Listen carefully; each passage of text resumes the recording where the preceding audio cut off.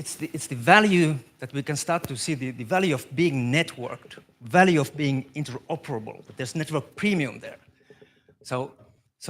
And we think that these economic networks are like this new value producing, value distributing, value producing basic economic cell of an informationally mediated society. So this is where we are coming from and what we are like after. The problem is that we haven't had not only us, I mean, I've talked with many people here now in over 2 days, and I think everybody's like talking about the same thing, or reaching like describing with their own words the same, this network. But we don't yet have the grammar to like express it because our economic organizational composition is really bound by the expressivity of the language that we use to conceive it. So that's what like we've been working on. You can put the next slide. So this is the economic paper where we have some ideas about it. So we've tried to describe it, describe this grammar and what you can do with it, what kind of collaborative finance networks you can create if we had such a grammar in the paper. And on Thursday, we're hoping to throw a party to turn the grammar into a discourse, because that's what we need. Yeah? Okay, so one last thing. If we have an insight, I think that what I think we have understood and what we would like to share today about the nature of these economic networks, it is that they are really, they are like writing systems, they're signaling systems, they're communication systems, which means that fundamentally they reveal our economic relationships as messaging protocols, as networking protocols. And we want to concentrate on that today. And Dick, would you like to start?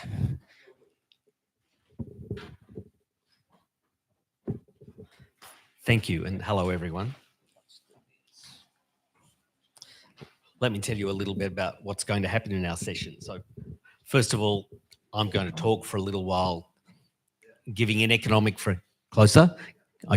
giving an economic framing, but not what you guys think is an economic framing, what a serious economic framing, not a neoclassical economic framing of our issues. Jorge will then talk about the protocol design that essentially covers the same issues, but it will be done in a different language. And then I'll do a little wrap up of that from an economic position. And I want you to understand here that there is an ongoing arm wrestle between the protocol designer and the economist in this. And we, the economist always wins in the end. Yeah. So, but you'll be able to judge. So anyway, I'm going to do that little preamble. We'll see how we're going for time, because I know there's another session coming this afternoon, and we'll be cutting corners a little bit to try and be complicit with the goal of having not talking for too long. In which case, I should move on. So Axley spoke about the network approach, and I would just like to and as a language, and I would like to emphasize that we should also see the network approach as a circular approach, or loops. So economically, we're talking about the ability of a system to reproduce itself. Whether environmentally it can reproduce itself is another matter, and we think we've incorporated that in our own way and taken it extremely seriously.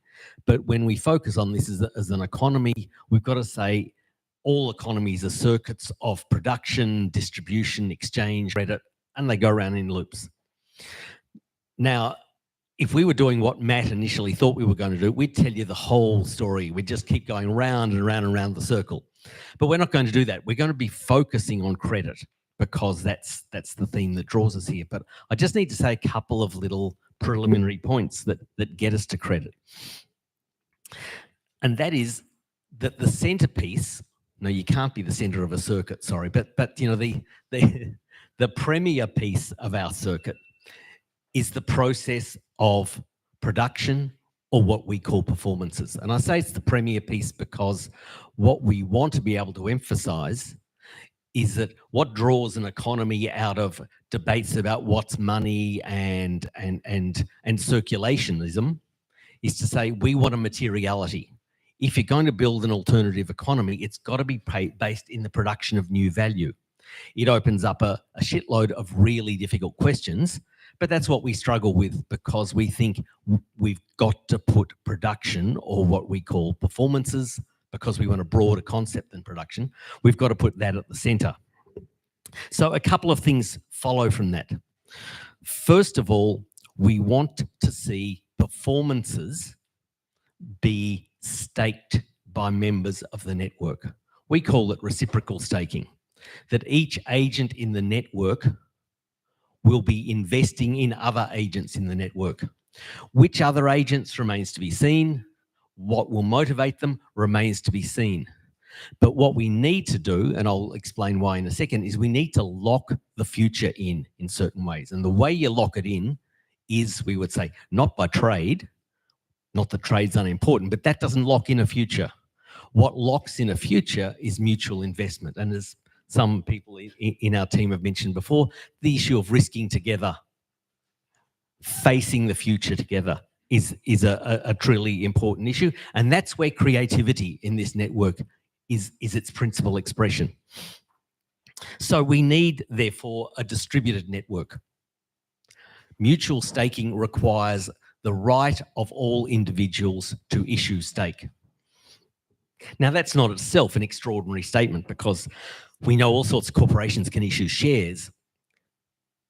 But what is really critical here is what determines the value of stake. Is stake going to be driven by profit criteria? Will it be measured by profit, or will it be measured by other criteria? We will get to the point later in the talk where we talk about the criteria. What constitutes value in this network? How do we measure the value of stake?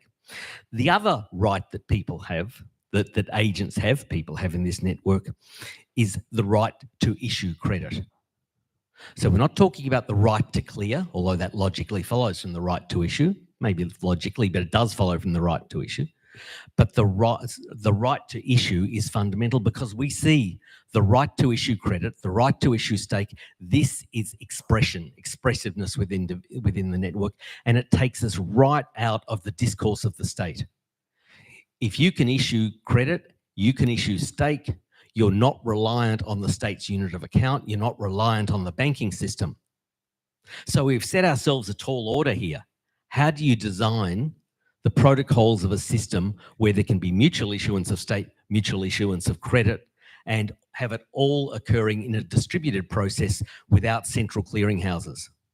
That's something Jorge's going to talk about shortly, and I'm glad it's him, not me. But but that's been our goal. We've been designing that. We've been working on this for multiple years.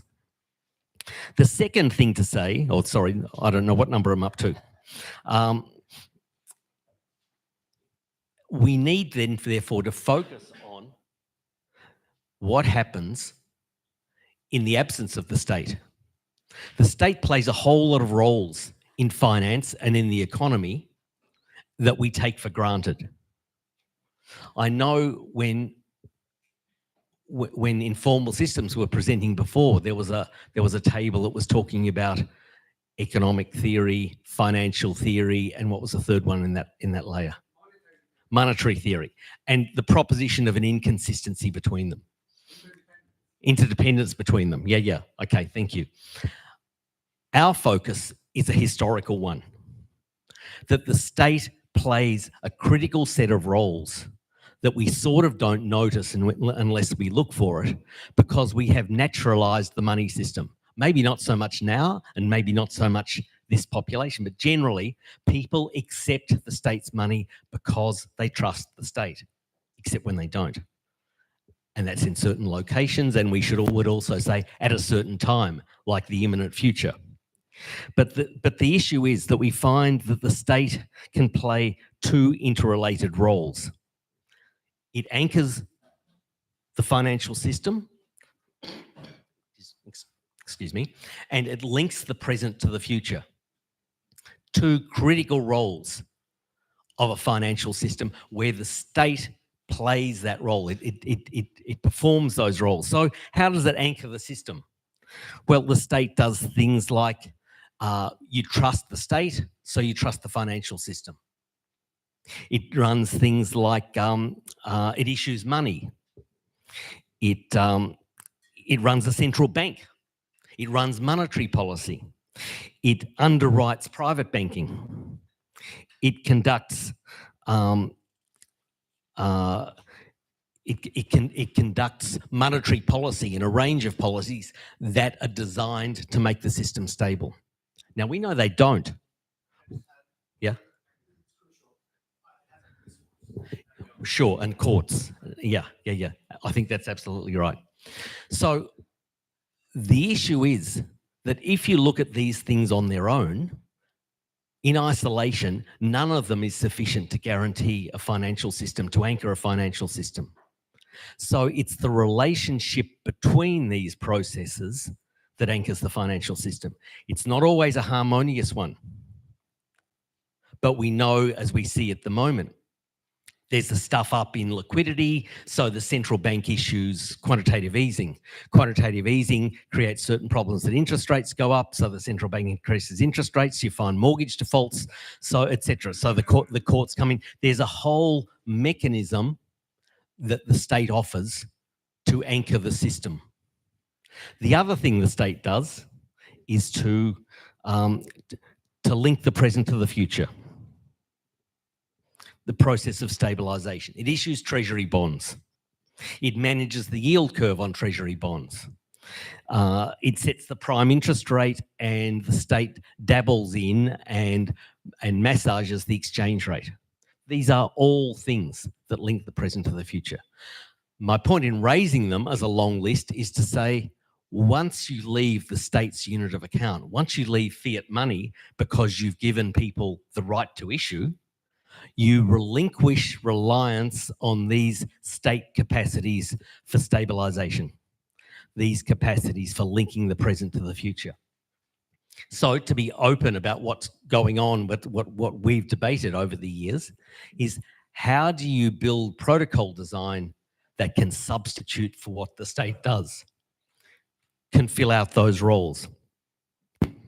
And our answer is that to have a network of distributed issuance that is stable, the pressure comes on, or the procedures come on to secure it through the issues of staking, reciprocal staking, agents investing in each other's performances. So staking is one issue and credit is the other.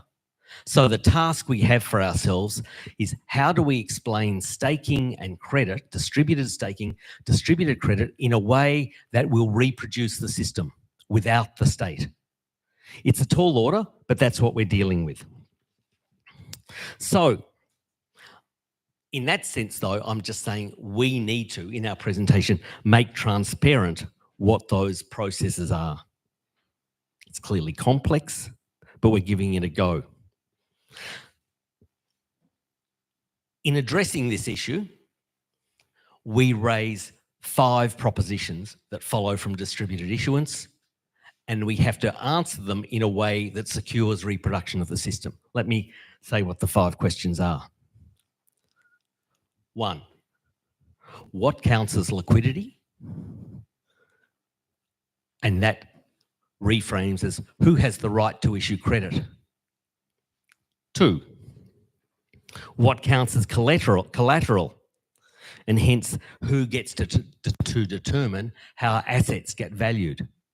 If stake is going to be the collateral for credit, how do we determine the value of stake? It's a critical question that we've got to address. 3, what counts as a surplus in this system? What proportion of output is required to reproduce the system? And what proportion of output is there at the discretion of agents in the network to be distributed in various ways to either the owners of stake or to the commons or to both? 4, it follows, what constitutes value? I've talked about the value of stake, but how do we develop an alternative theory of value, an alternative explanation of value, which doesn't just rely on profit. Yeah, it's a key question. How do we move away from saying the value of stake is determined not by its capacity to create profit, but by its social effects? And the final question, although it probably it should already be apparent, is the question of who gets to decide. Now, I can answer the fifth question in in one or two words.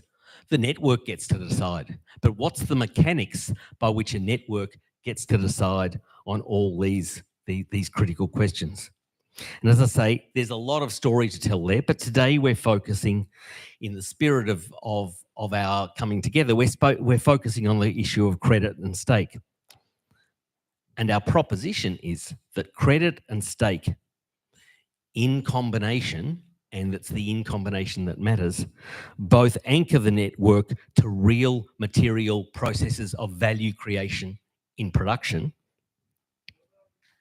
and link the present to the future in specific ways.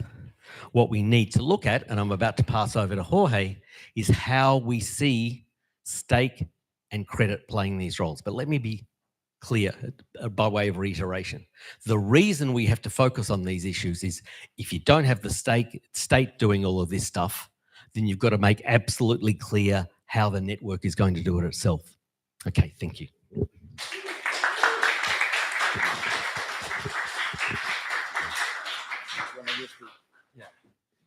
So, hello, my name is Jorge Lopez, and I've naively taken on the role of converting a post-capitalist economic system into protocols. So, let's see how far we've got ahead with that. So, quite frankly, when we were preparing for this talk, we were thinking to focus on credit and especially in distributed credit. But as the conference has progressed, it's pretty clear that 90% of what that was going to cover has already been covered. So I'm going to add a little contribution on what I'm not hearing yet to the distributed credit discourse. And that is not only the data structure view, that means the graph view, but the network view. Basically, what I'm going to attempt to, and I'm going to try to make this explanation as user-friendly as possible, and to an audience that it doesn't necessarily need to be technical, but I'm available for both more technical questions after, or even in the panel section, and or where the technical intersects with the different domains. So having said that, I'm going to highlight the communications aspect of the network, because a lot opens when we start understanding that networks can be represented as graphs, but networks also have a language. The nodes on the networks have a language. So I'm just going to briefly describe our protocol stack and explain how it answers the different questions. But we're going to be focusing mainly in the three protocols that are in the distributed asset layers and the financial layer.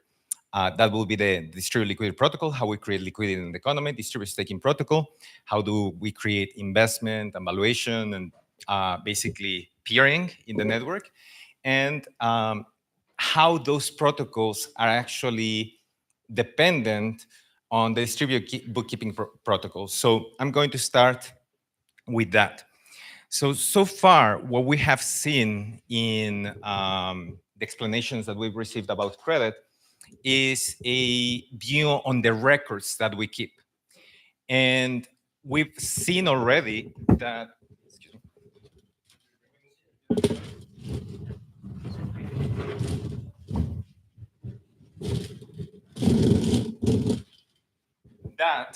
and we saw it in the game, that we can represent a network of agents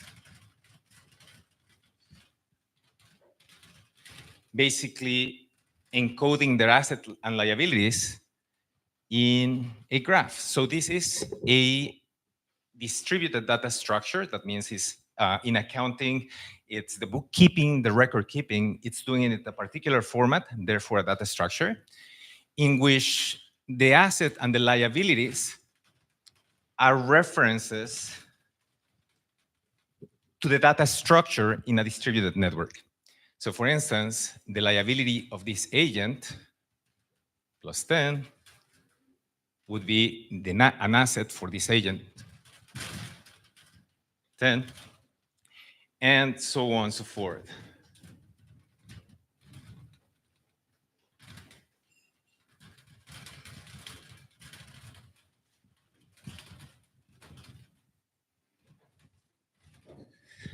So accounting is a record-keeping format, but it's also a record-keeping language. And there's different accounting practices performed by different nodes or different node types or agent types in the network. And the functions and the accounting practices that we follow are actually predicated on historical reasons by different social relationships, but most importantly, by a different networking substrate. So most of the accounting that we, or the accounting practices that we operate on the assumption that connectivity is bilateral and ephemeral. So even though that makes for a very, very resilient network and a very scalable network, it leaves out a lot of things that can be done when we are in a computer medium. So we were operating in a medium where both the connectivity was ephemeral and the calculation was only bilateral. But as we move to computation, we're translating our paper encodings and our communication encodings into computer artifacts and computer substrates that are not bounded by those limitations. So what happens when we explore what can we do beyond of our old practices in making use of the new medium? So this relates to the distributed bookkeeping protocol. We're going to expand. Why does it says distributed instead of just bookkeeping protocol? Right? Because you will see distributed this, distributed that, distributed that. So the distributed, I'm going to use the bookkeeping protocol to exemplify the distributed nature of the network. So let's see. In a bilateral calculation, when the connectivity is ephemeral and again it's bilateral, we can create accounting artifacts like credit, in which, like a shared account, the liabilities of one are the assets of another, and so on and so forth. And we can agree to calculate, for instance, this account type, that all the assets of the same time add to a plus like 5, 6, 7. Basically, that account type is a calculation type and a summary representation or data representation type. So if we notice, most of the calculations we do nowadays are bilateral, and that's the most of our accounting. But in a distributed accounting protocol, this ledger can speak to that ledger, which in turn can speak to that ledger, which in turn can speak to that ledger in order to create more complex calculations than those that are only present in bilateral calculations. So we're going to use the distributed liquidity protocol as an example of how is it that distributed accounting can be utilized to come up with different views of accounting that are not limited only to my own accounts and those I am in relationship with, but with accounts of the network as a whole, and basically do accounting at a network scale. The eraser? Or actually, I can use the notes.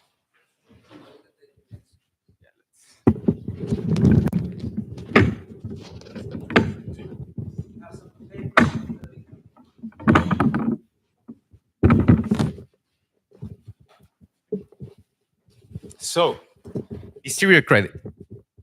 so far we have focused on the what we're calling the payments graph, and that basically describes two accounting practices.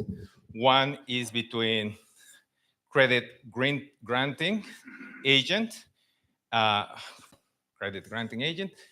and a credit receiving agent, and we'll be introducing a third agent, which is the credit clearing agent. We have bilateral relationship between agent and agent, and of course there can be a number of them. And then they have bilateral calculation, bilateral calculation, bilateral calculation, bilateral calculation in order for them to do clearing, for instance. So what we're going to do is we're going to fuse all of these roles into one agent that can perform them all, and most importantly, an accounting and ledgering practice that can traverse a network. So one of the possibilities that open up when we have this new medium is the reciprocal credit account.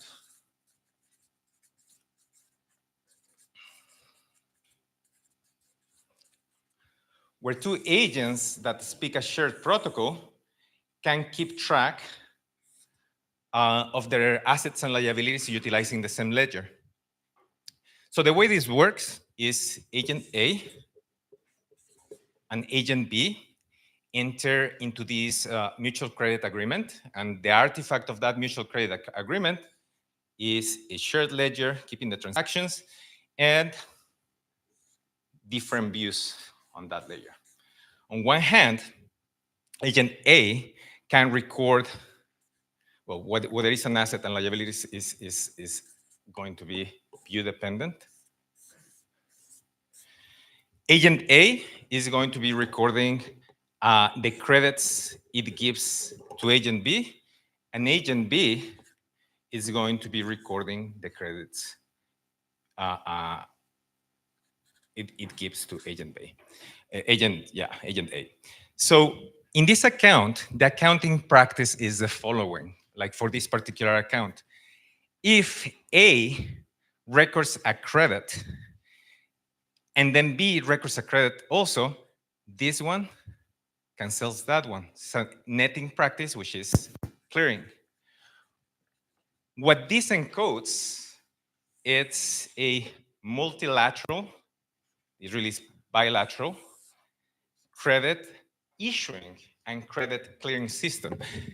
The question in here, the sort of part of the grammar of the language that they're speaking in accounting terms makes it obvious that we need to bring issuance into the fold in order to create this kind of relationship so there can be clearing.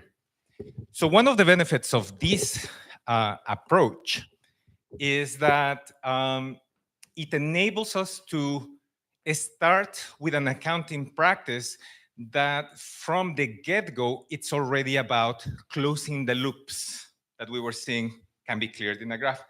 So they don't open at scale in the first place.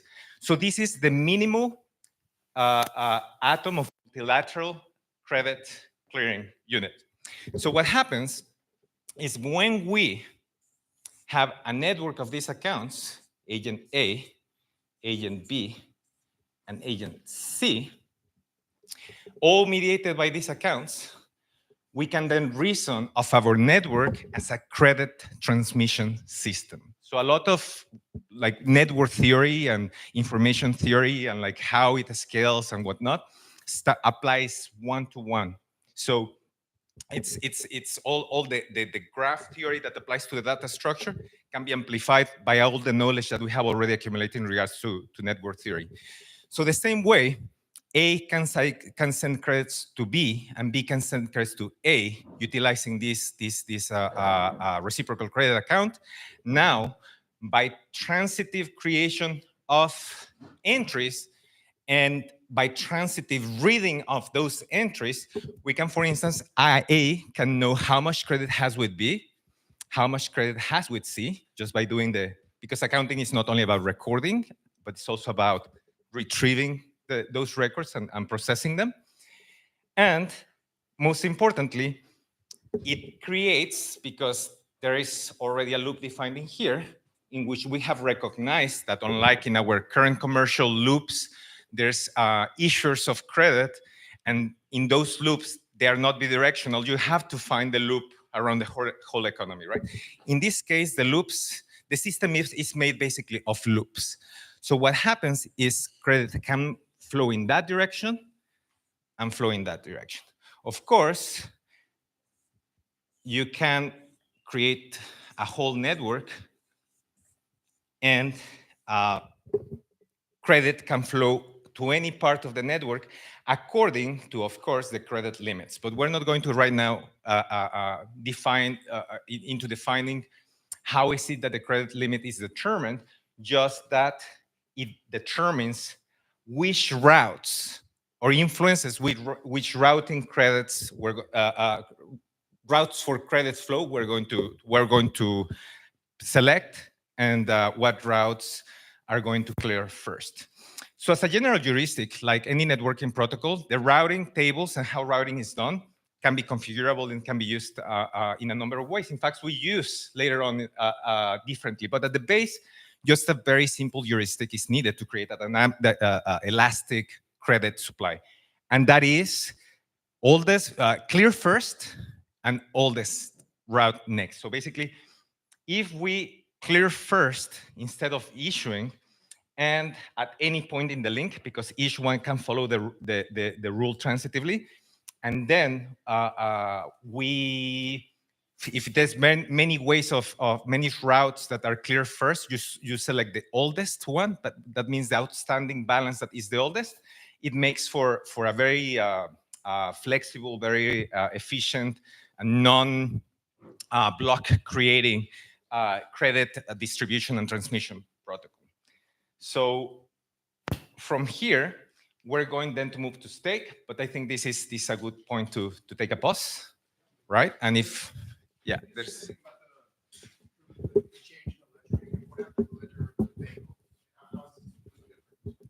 So there's a few different things that happen in here. Credit is relative. So agents in the network don't think in terms of this is how much money I have. And there's no global money supply. So basically, agents think in terms of how much credit do I have access to for any one peer in the network. So is that in a way what you were asking, or? Oh yeah. So importantly, I think that's who gets to issue. It's encoded in the ledger in practice of like every agent participating in a protocol where the records are kept. So this will not work if we didn't grant the right to issue to all the agents. But the accounting protocol, when everyone has a node in this accounting protocol, basically it determines the right to issue. And one of the implications of answer the questions that Dick was talking about that define an economic system is pinning on who gets to issue. So if we want a different response to what capitalism currently offers us, we need to answer the question of who gets to issue differently. And in this case, obviously, who gets to decide and who gets to participate is everyone. That's the role of a distributed network. Why we want the economy to be a shared protocol is so everyone gets to determine how to answer these questions instead of being like historically answered or central authority answered. Yeah, I mean, I just want to make it more dramatic in a way, because I mean, what in the conversation we had the other night about this was like the banking system allows only the banks to issue effectively the way things stand right now, and so historically we've ceded the right to issue, right? And so because of who controls the ledgers. But when you have distributed ledgers in this form, then you sort of restore or claim the right to issuance, which is also a right to economic expressivity. Yeah, so well, I mean, so the change in the mediations that are the ledger system actually redistributes the rights, the economic and the powers that people have in economic terms. I mean, later, hopefully, we'll tie that to expressivity itself. But removing the monopoly of issuance from the banks and from the states and opening it to absolutely every person or every agent in the network really changes the game. So the next question, of course, is how do we regulate if this is our money for a new economic system that is fully endogenous money, which is what we're trying to design. How is the credit worthiness is determined? And again, Dick is going to talk about the whole economics. I'm going to focus on the structure and the coding and the protocolization of that. The answer is stake, right? The answer is stake is collateral for credit. But why stake? Would you want to intervene right now, or should I go directly into explaining the stake? So let's now that we have established that distributed credit is a distributed accounting practice instead of a bilateral one, let's see, okay, so stake is the equivalent of equity without the governance baggage around it, but still is having shares in the economic output.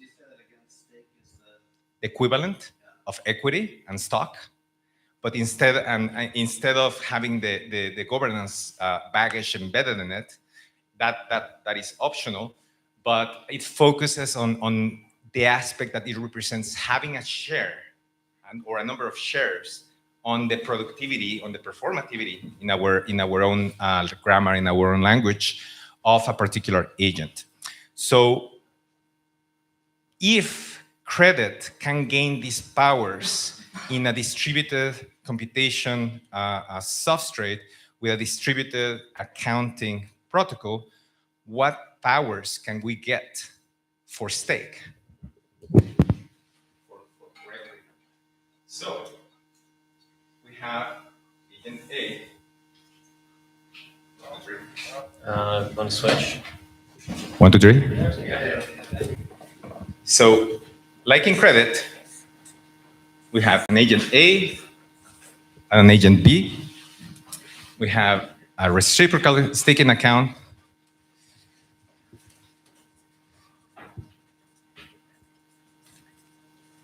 And with that comes an accounting practice. And there's many aspects to this accounting practice, but one of the actually things that I skimmed through that no one asked about yet on the previous one is that credit and distributed credit is predicated on having the same unit of account. Otherwise, it wouldn't clear. So having said that, the difference with distributed stake is you have different units of account because you want stake to float against all the different kinds of stake. And the only one you can do is by different denominations. So this account doesn't keep record of the of assets of the same type, but assets of different type across agents.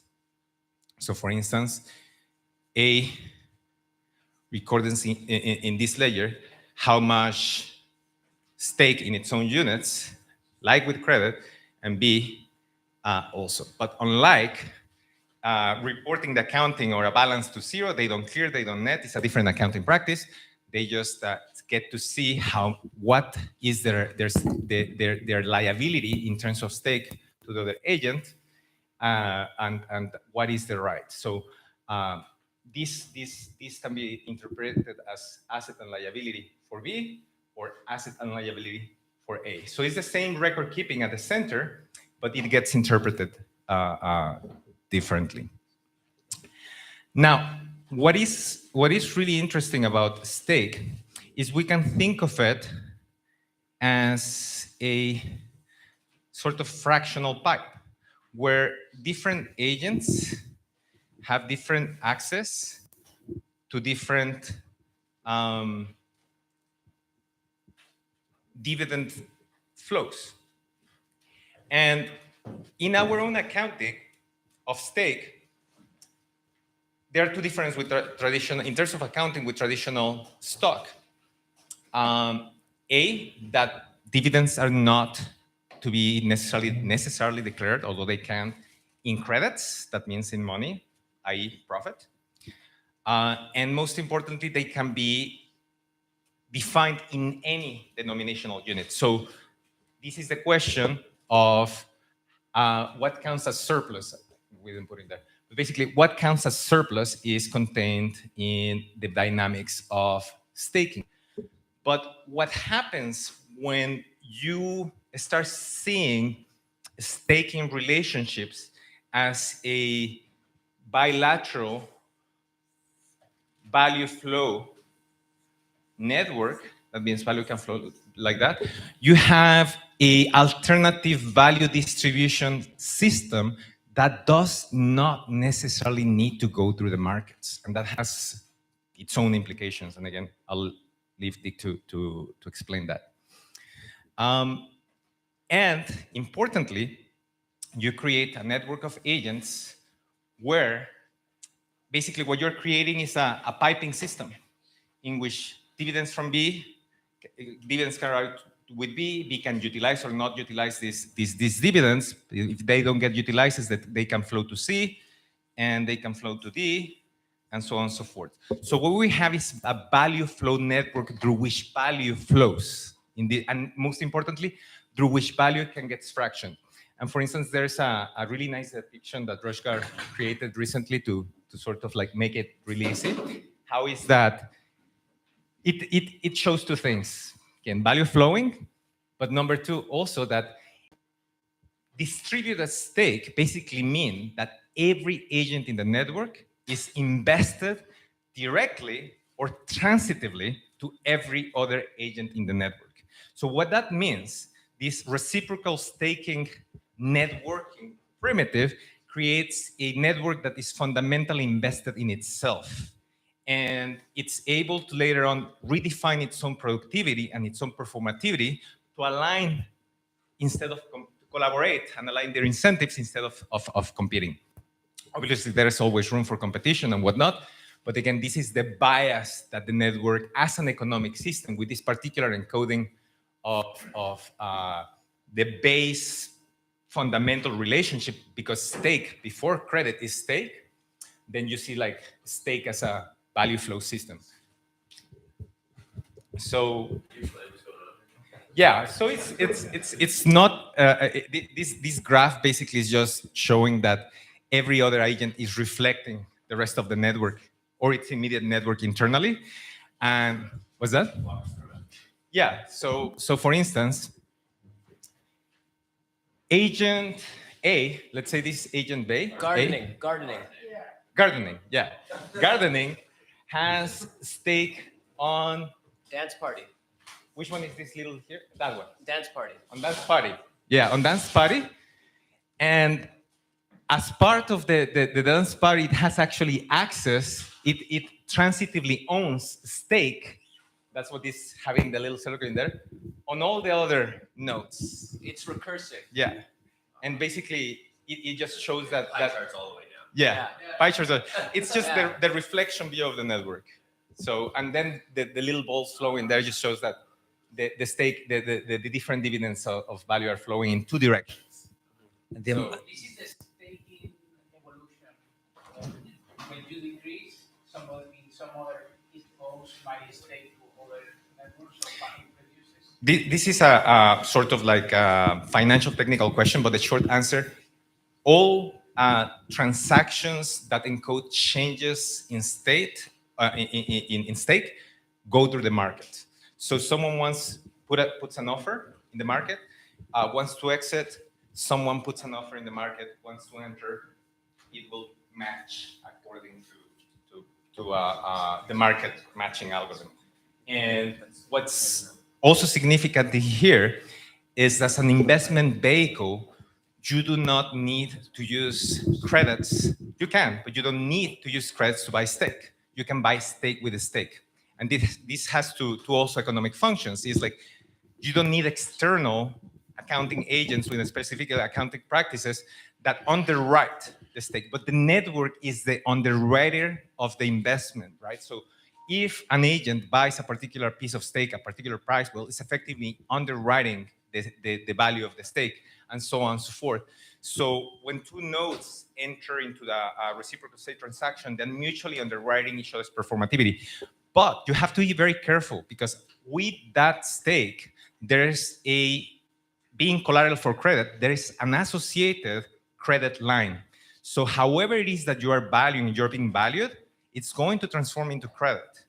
So the importance of this is that you notice, like, we haven't heard interest being mentioned in any of our talks about credit. But there's the dimension of risk, and interest is a way of hedging for the risk. So in this case, when we have pure credit as a monetary system, we need to shift risk somewhere else.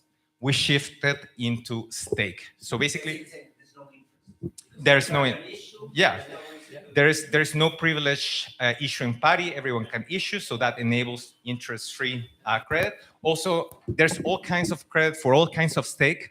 For all kinds of forms, but the credit in this system is meant to replace money, basically to create liquidity.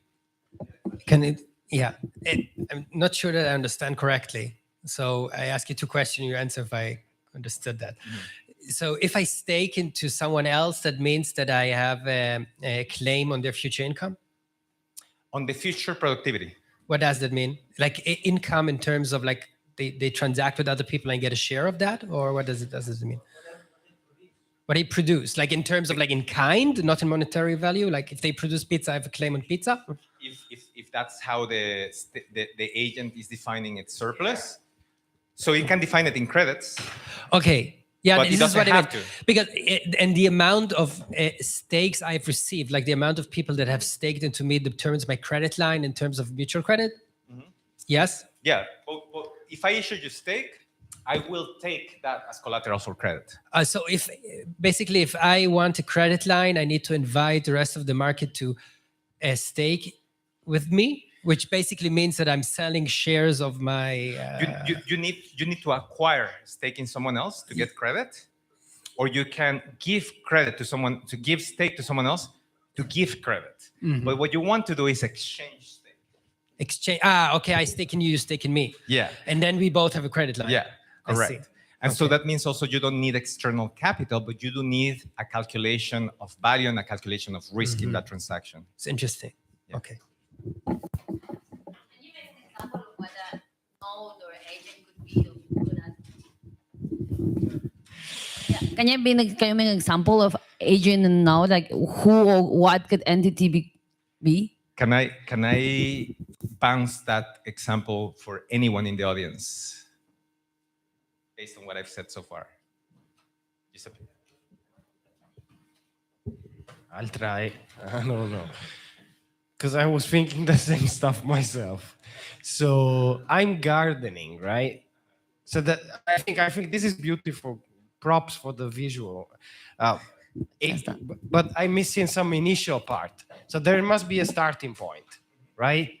Because there's a lot of issuance and agreements, but I'm like, okay, T0. There's this distributed books, right?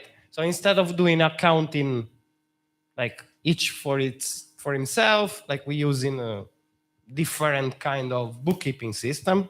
Clear? Good? Okay. Then I've got 0. I join, let's say it's a wallet, it's whatever, an interface. It's hello, I'm Pepe. Hello, Pepe. What's the next question? So I say I'm Pepe, and the protocol answers, hi, Pepe. Would you like to issue stakes? Like, I mean, trying to make it real, like. Yeah, it's basically, this is my performance. So this is what I do in the network. Oh, so I say like, hello, I'm Pepe. Can I join? Yeah. I'm good at trying to summarize stuff. Yeah. Okay.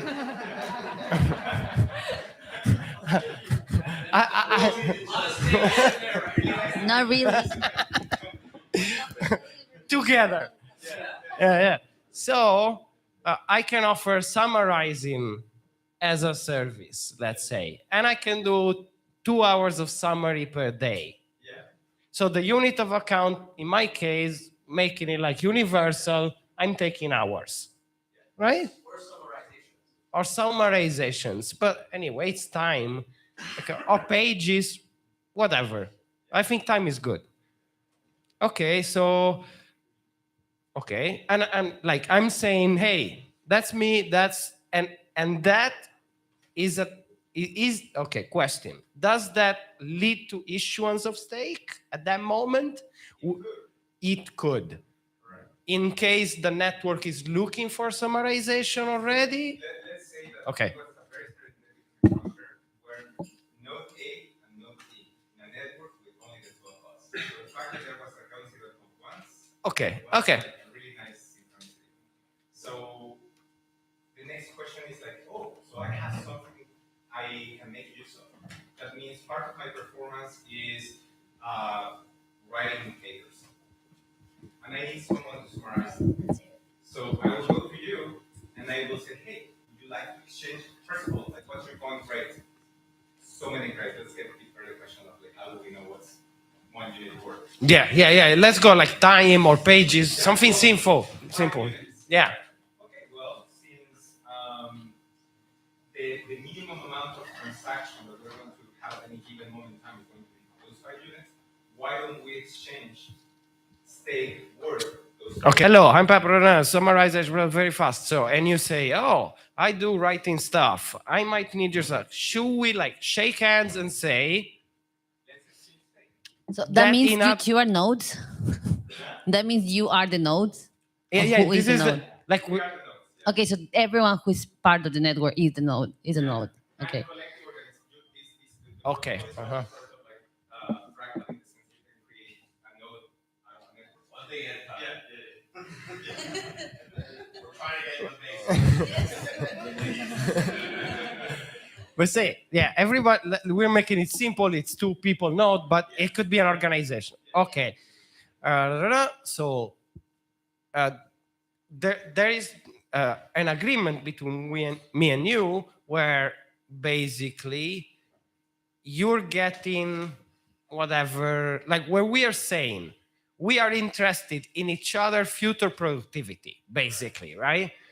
And I'm trusting that you will write 5 units of a paper that I've got thinking lying there around, and I'll do 5 units of summarization in any. We could set a timeline, maybe not, I don't know, but that's the basic. Have we issued anything at that moment? Oh, and that's like the gardening stuff that you showed earlier. So garden, yeah, make it green. And so gardening is too much. Yeah, is basically believing and sharing an agreement with the dance party, right? So that encodes two things, or actually several things. One is mutual stake is a network creating primitive. We didn't have a network creating before, but now we do. This is the network. It's the primitive, yes. And the second thing it says, it's not just a memory-less transaction of money. It is an investment in your future productivity. So Okay, but with the capacity to clear credit. I need to keep the thing going because I want to see what happens next. Like, okay, we have that agreement. We mutual. Oh, sorry. Yeah, because where are the agents here?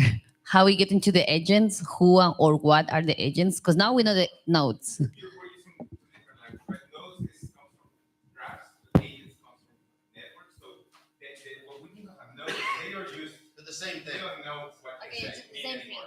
Same thing. Now, I'm thinking in terms of people. Let's use the word agent. Okay. Yeah, should I go on? Yeah. Okay. Good. So we've now each other made an agreement and mutually issued stake, which I mean, I have problems with this word, but okay. So I owe some of your equity. Sorry. Why can't you just swap your paper writing for summary? You write papers and you summarize papers. I think that's because in this way we can like Okay, so you could have a short-term relationship where you say, all right, for papers, you do some summarizations. You want the papers, you want the summarizations. It's over done with, you go your separate ways. But Yeah. you want to have a long-term relationship, Yep. so you want to, over time, continue to and continue to issue summarizations, and you represent that long-term relationship who invested in each other. One half, Okay. other half, housing capacity. Yeah. Okay. So, I mean, this is part of my performance. Well, from there, this network, it should be more than Yeah. you can share. So we need another. The application.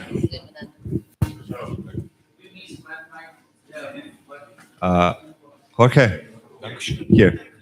An example that we have been thinking about several rounds already, but never quite in depth, would be mutual stakeholding agreement between the Commons Hub and, let's say, traditional Dream Factory or someone that does similar stuff as we.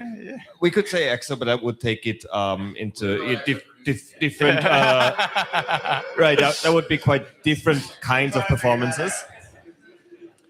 No, but let's start with similar kinds of performances. Stay a night here, stay a night at traditional Dream Factory. We could issue like a way to build a network between these two spaces and then several others, of course. But these are actual conversations that we're having. Is giving each other the right to sleep at this place versus right to sleep at their place. Let's say 5 days a year. Mm-hmm. We could either formulate that as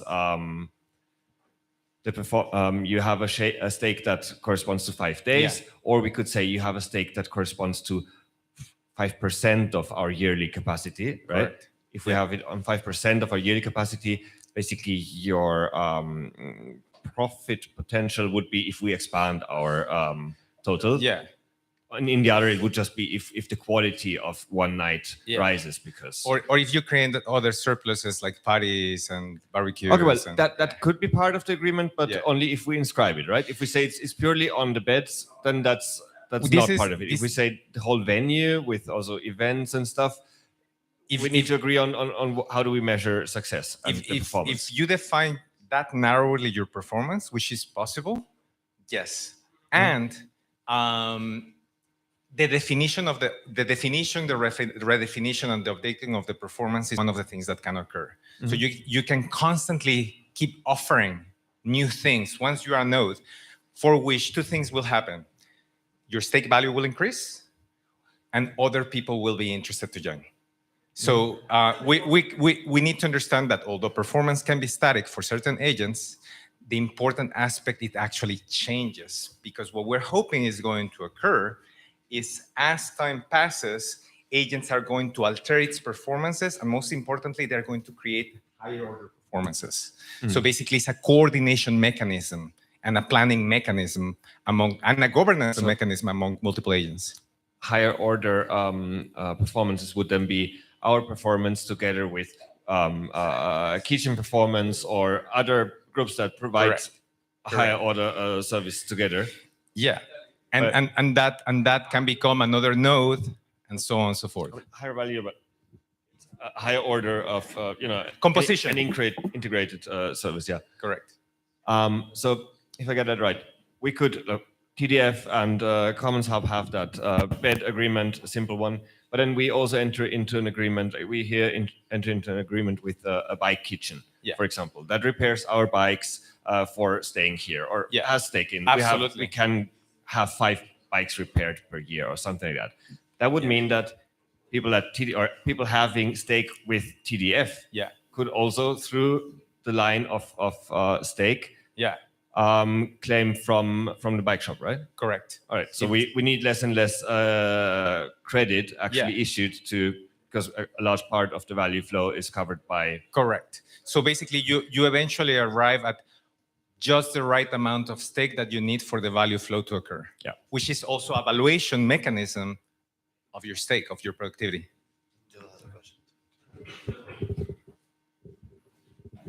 Thanks. Then let's go for a break. Should we take My two question questions is a very short one. I'm happy to say, I promise it's a really simple clarification question. This is very, very nice. And Leo, I love the animations, props, very nice. And I was thinking I was understanding everything, and then I just got a bit confused. I thought that this stake was what Chris Cook calls usufruct, which is the fruit of the productivity you do, so that it would be, in the case of an energy producer, a kilowatt hour unit. Yeah, correct. But then the conversation just now shifted to, it sounded like it was a percentage of your output. And those two things are very, very different. Just a clarification. One thing that might clarify it, and if it doesn't clarify it, I will pass the mic to Dick. So I hope you heard the question. But we've been talking about stake and we've been talking about credit, but we have been talking about commodities. We have the three token types is the commodity token, liquidity token, stake token, and the commodities represent value. But in this case, we really explore the notion of what commodity is to be any performative act, basically anything that can be recorded in space-time, basically.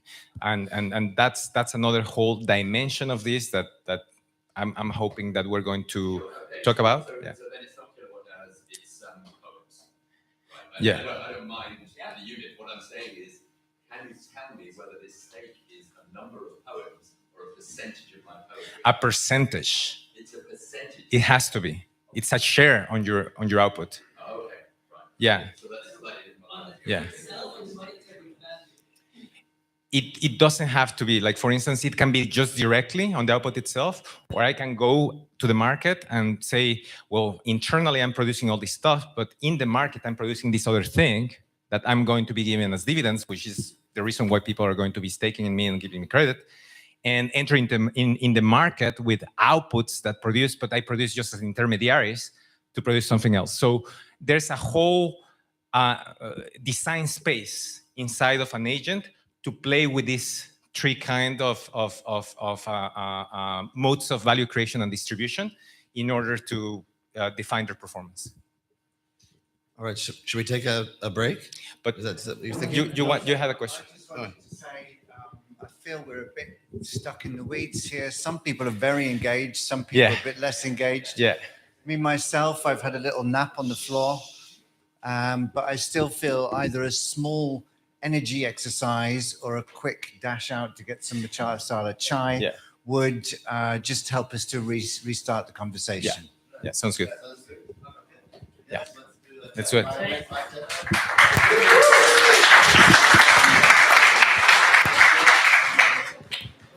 So, what, 50 minutes? Okay. At 4. Another quick announcement. We're going to do the game design session this evening as opposed to tomorrow. If you have a game that you're working on and you want some help with it or interested in other game designs, that will begin here this evening.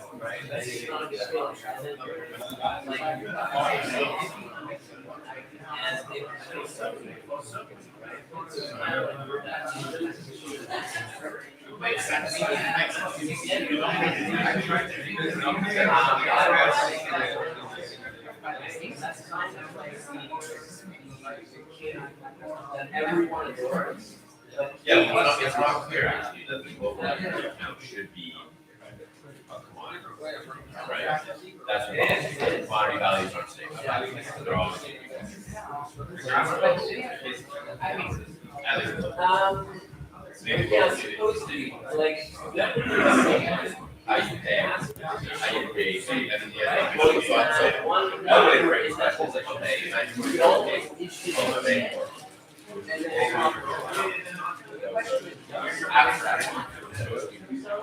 All of them local accounts will pay. Every country has its own currency, and you pay those currencies. They trade local unit account. And it's necessary to devalue the currency every so often by some maximum amount. Pressure, but otherwise, it's designed to balance the data. So, one way to frame the problem is what is wrong with that system, and how do we do it? If that's the essence of design today, which maybe it is, then all these other complications, commodity-based currencies are maybe. You would decrease their shares. It's like I'm actually concerned with how much they contribute. And that's kind of one of the questions that someone pointed out. Why, like, when you're like, isn't it supposed to be related to the performance or something? Like, I agree with what saying, like, the United States, other series, basically, whatever. And so it's like, if they're being divided between, it's kind of also the difference between, like, this way, like, speculation. You can't hold right? Structure you share, that whether you're in deficit or in surplus, so it's we're opening up this thing, but it's not that, oh, you're eating that that issuance might be used as collateral, mistakes used as collateral in order to gain credit, or to finance workers, to raise the fact, and work that. So it's like you gotta think about like this cycle.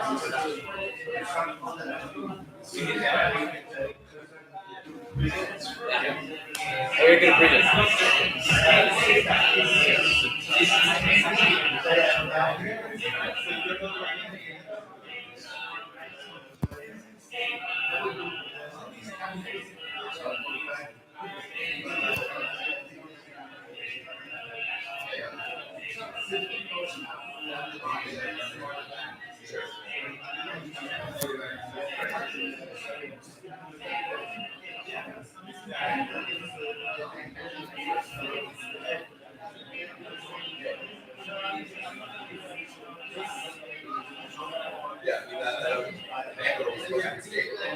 And they can only be devalued in some action matters.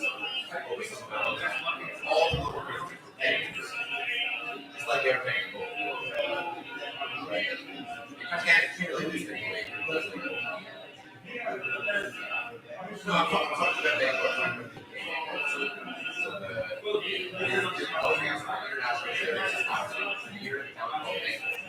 all the other currencies are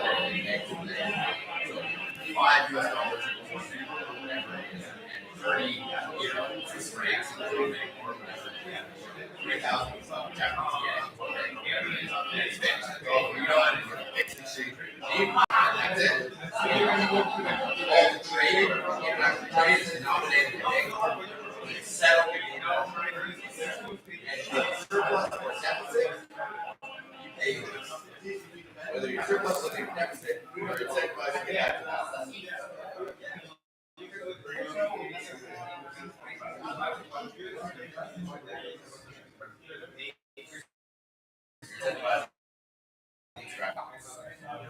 you're incentivizing balance.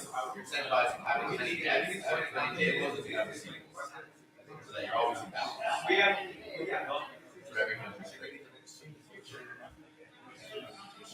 That's the case with finance. Every country balances its trade. It's trade. No surplus.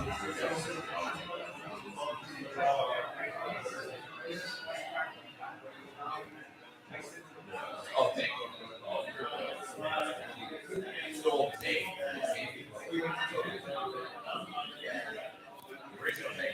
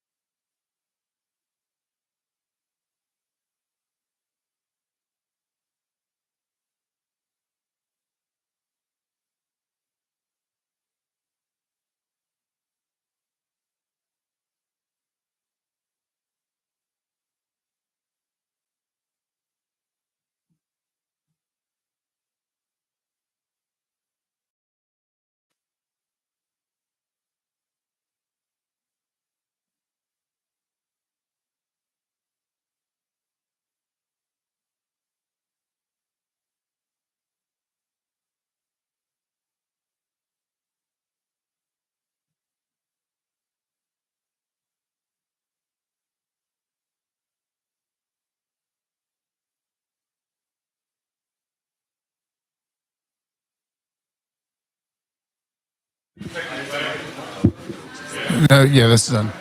I got it. Okay, so welcome back, everybody, as you're coming in. We'll wait another 30 seconds, minute. Intermission is over. Officially, that's what the bell was for. Intermission is done. The curtain's going up.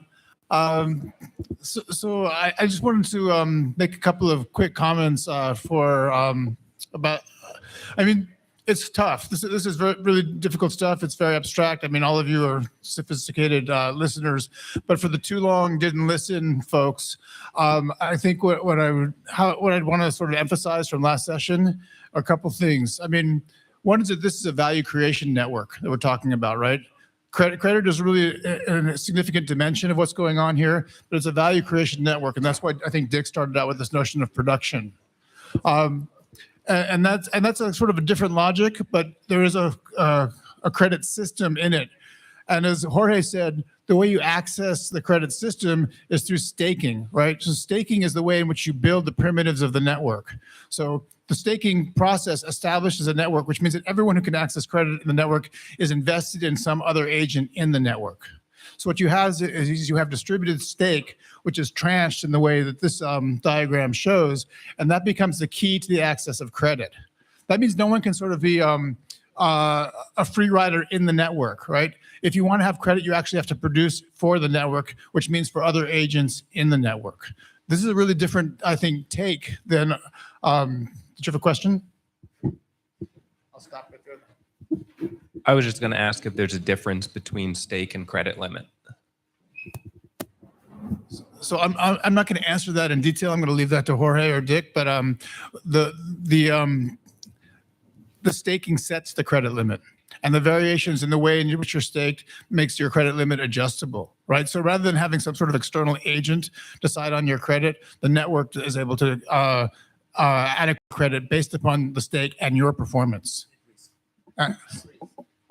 So it would be no different from the way in which a bank would look at your collateral and say, what sort of a loan are we going to give? And it would be clearly not up to the full limit of your collateral, and how far below that full limit is going to be determined by quite a few things. What you want to buy, what your risk is, those sorts of things. So I think there's a lot of flexibility in the way we think about that.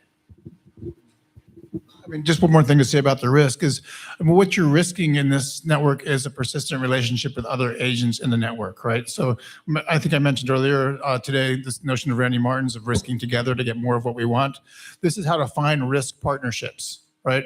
And the risks are denominated in your performance and in the performances of others that you seek and want to support. So there's a diversity of investments which have qualities in the network in order to access this thing that's very money-like, which we call credit. So you can have like atomic transactions with credit where you buy a particular thing by clearing credit, but you also have to have persistent relationships with other network actors in order to avail of the affordances of the network. What that means is that you're invested with each other, right? And so what it does is it actually dampens down, I think to a large extent, the possibility of extraction and of extractive relations, because someone else's success is your success, and transitively, it's the network success.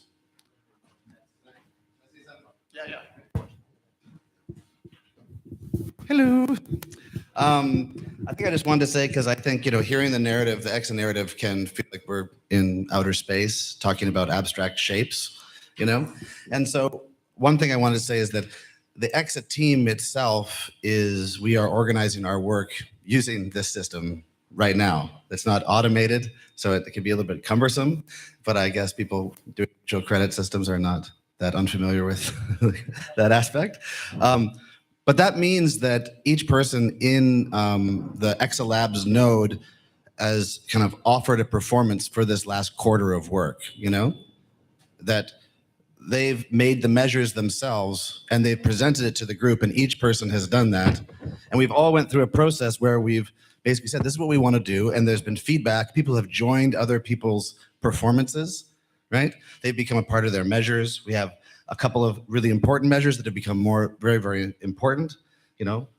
What's this? Oh, yeah, there we go. Oh yeah, and I just wanted to kind of land that a little bit in practice, that we are kind of working it out right now. And what that means is that we're in the middle of a moment where we started the performances at the beginning of the quarter, and then we're going to see how we did at the end of the quarter. And what's really interesting about this, I think, is that we got to create our own measures. We got to say what we meant by success. You know, what was really valuable about something? I remember like Jakob Blank, you know, one of his measures was, am I more interested in being part of this organization at the end of this performance than I was at the beginning of it? You know, like, and these are ways, for instance, for the workers to hold an organization accountable to be healthy. This is just one example of a way you can bring your values into a measure. So, but it's also a way to track and to make an archive of what our values are, and have that be actually embedded in the network, not like a fucking sheet or something, that a manifesto we wrote, but you can just look at the work we've done, and that shows what we value, as not just as a collective, but as individuals. So I want to kind of narrativize that for a sec, just as it can sound really, big. And so that's all I wanted to do. All right. Yeah, that was very awesome from everyone over here and the crowd as well. If there's something that I'd like to point out as well, that has already been pointed out, but maybe, it's that this swapping of stake is the network forming primitive, right? So it is, if you were to see this before, right? Like the pipes, the communication pipes are already there, right? So when we swap stake and have stake in each other, we are exposing ourselves to the performances of others, right? We're taking an exposure, right? We're becoming vulnerable, right? There is, it is, and to bring back also this thing of communication, it's also kind of like when you give your phone number to someone, right? It's like that person can keep texting you and keep on doing it, and they can send you no matter what until you eventually block them, right? So there's a very binary relationship there, yeah? And here, the communication channel, right? You can modulate how it is that, like, how much of a communication bandwidth do I have for you and your performances, right? So if there are a lot of moving parts here, it's also because there's like, this is bringing together like communication, production, planning, investment, risk-taking, right? It's bringing all of these pieces together in what may be like a huge, like, in progression, but which crystallizes, I think, in something like an economic media, which will be very, I think, simple and to use, like, on that end, you know? Yeah, so, yeah. Hey, thank you. Sorry, you want to say something? Just real quick. I mean, just picking up on this notion of economic media. I mean, this is like a serious proposition from us. It's, as Sally said, it's not a metaphor. And the idea would be that because of the qualities of stake, right, you're also issuing denominations. And it's possible to envision in an economy where the denominations create a semantic robustness, which is similar to language, similar to discourse. I mean, we're very far from that now, but that is sort of the vision, right? That our affects and our inflections of meaning can actually have an economic expression.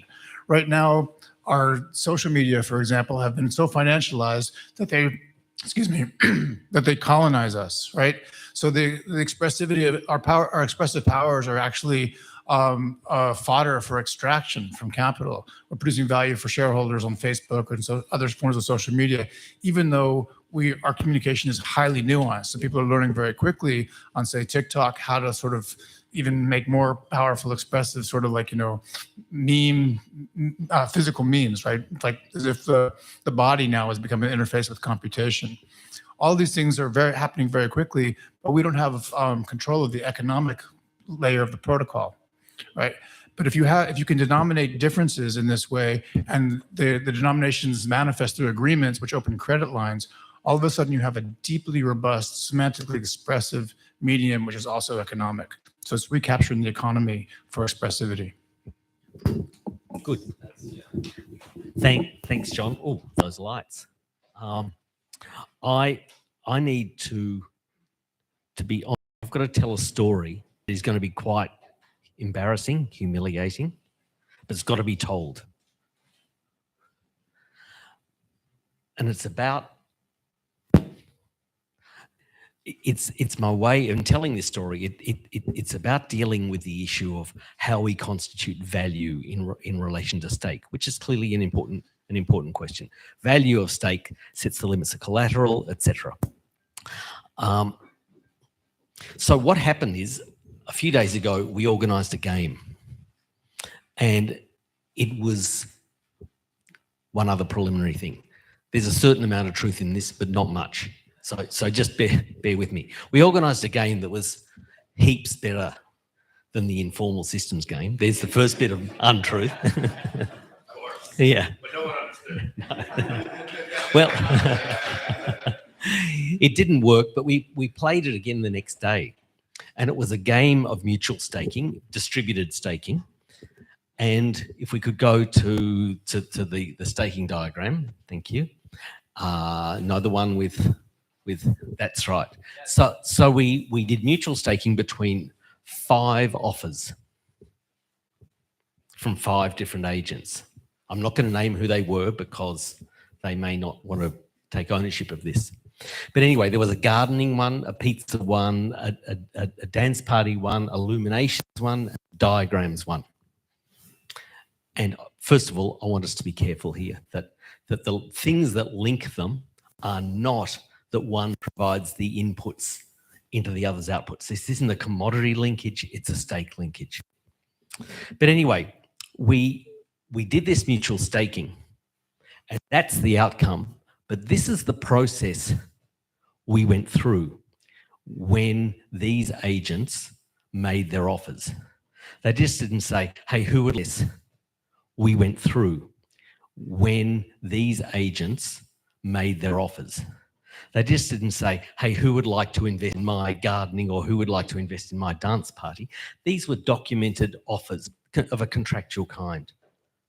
And these are the sorts of issues we wanted each agent to describe as their offer. Outputs, obviously, the token reward for the outputs, and then a whole lot of verification metrics. These would be verification metrics about how you would measure social outcomes of your performance. So it's not just that you produced the output, but what was the effect? Why would the network think this was a valuable thing to do? How do you know that you've changed knowledge or changed experiences by the performance of this offer? It was an environmental impact metric that each agent had to name. There were work processes, the degree of inclusion, gender diversity, other forms of diversity, fairness, supply chain analysis. Whole lot of data are in behind there, and there's the outcome. Yeah. Now, while Jorge was talking, I leaned over and said to Axley and a couple of other people, let's go into the future 6 months. So we went out into the hot tub time machine out here. Many of you will have seen the hot tub time machine movie where, well, let's say they could be in 2 places at once. They could be in the future and in the present. And we were in the future and in the present. It worked for them and it worked for us. So we've been 6 months hence. And we grabbed all the information we could about what happened in 6 months' time. So we can give you data on outputs, token rewards, and all these verification metrics. But here's what happened. And this is why, well, actually, I'm feeling so angry with Axley. We got back into the hot tub to come back to the present. And, well, everyone said it was indecent. It was inappropriate, what happened there. But in the kerfuffle that followed, actually dropped all the freaking data. We only had it on paper because we were in a hot tub. You didn't want to take your laptop in there. He dropped all the freaking data. No one, after what had happened, no one was prepared to put their head under the water and go and retrieve these documents that floated to the bottom. So cleaning team, there's a whole lot of cleaning up to do out there in that hot tub. Anyway, we came back and the only thing I could get was just the top page of the data, just one page, tiny little bit of data. And I've reproduced it for you here. I'm just going to have to turn this over. Give us 1 second. I've tried to save paper, but it may not have worked.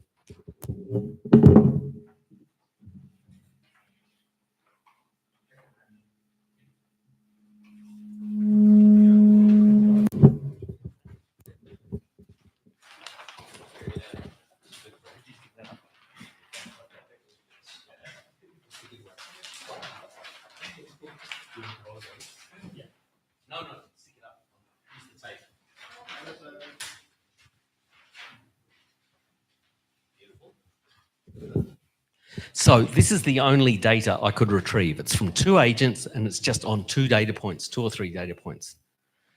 Beautiful, tidy work, Jorge. Thank you. So of all those rich data for each of those performances that we gathered from the future, 6 months' time, this is all I've got to show for it. So it's really embarrassing because we should have a full set of data. So we have data on 2 performances, on pizzas and dance parties. And we've got data for what the output was, the offer of the output, for what happened in 6 months' time, and a few ideas about what they were going to do in the next next investment cycle.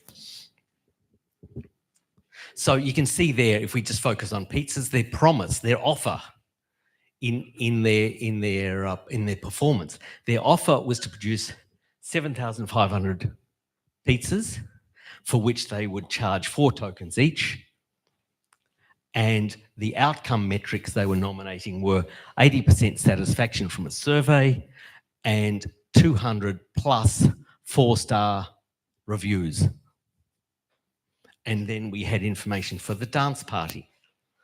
They were going to produce 26 by 300 people dance parties, 12 tokens per person, and the outcomes were going to be 5,000 social network positive reviews, less than 15 ambulance and police visitors to the dance party, and queues at 1 a.m.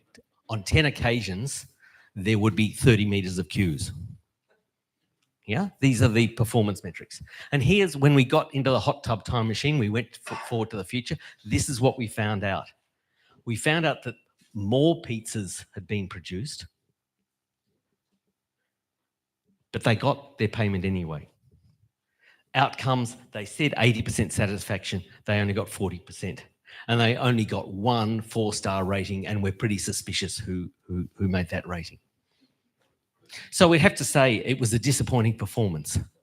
But the offer was 7,500 pizzas at 4 tokens. They produced 8,000, but hey, the offer, the contract was only for 7,500. 7,500 by 4. The fact that people didn't like the pizza, we've noted, but the contract said they get paid for 7,500. And we saw the outcome performances were pretty bad. Similarly, with the dance party, the output was going to be 26 dance parties, but there were only 23. So they didn't meet their obligation. The tokens issued were therefore only 23 by 300, by 12 tokens per person entry. And these were the outcomes. People loved it. It exceeded what their offer was. So the point I want to make here, and it's a simple point, is that when you set up a structure of offers and you specify price and you specify output and you embed it in an offer to the network and someone stakes that offer, it's locked in.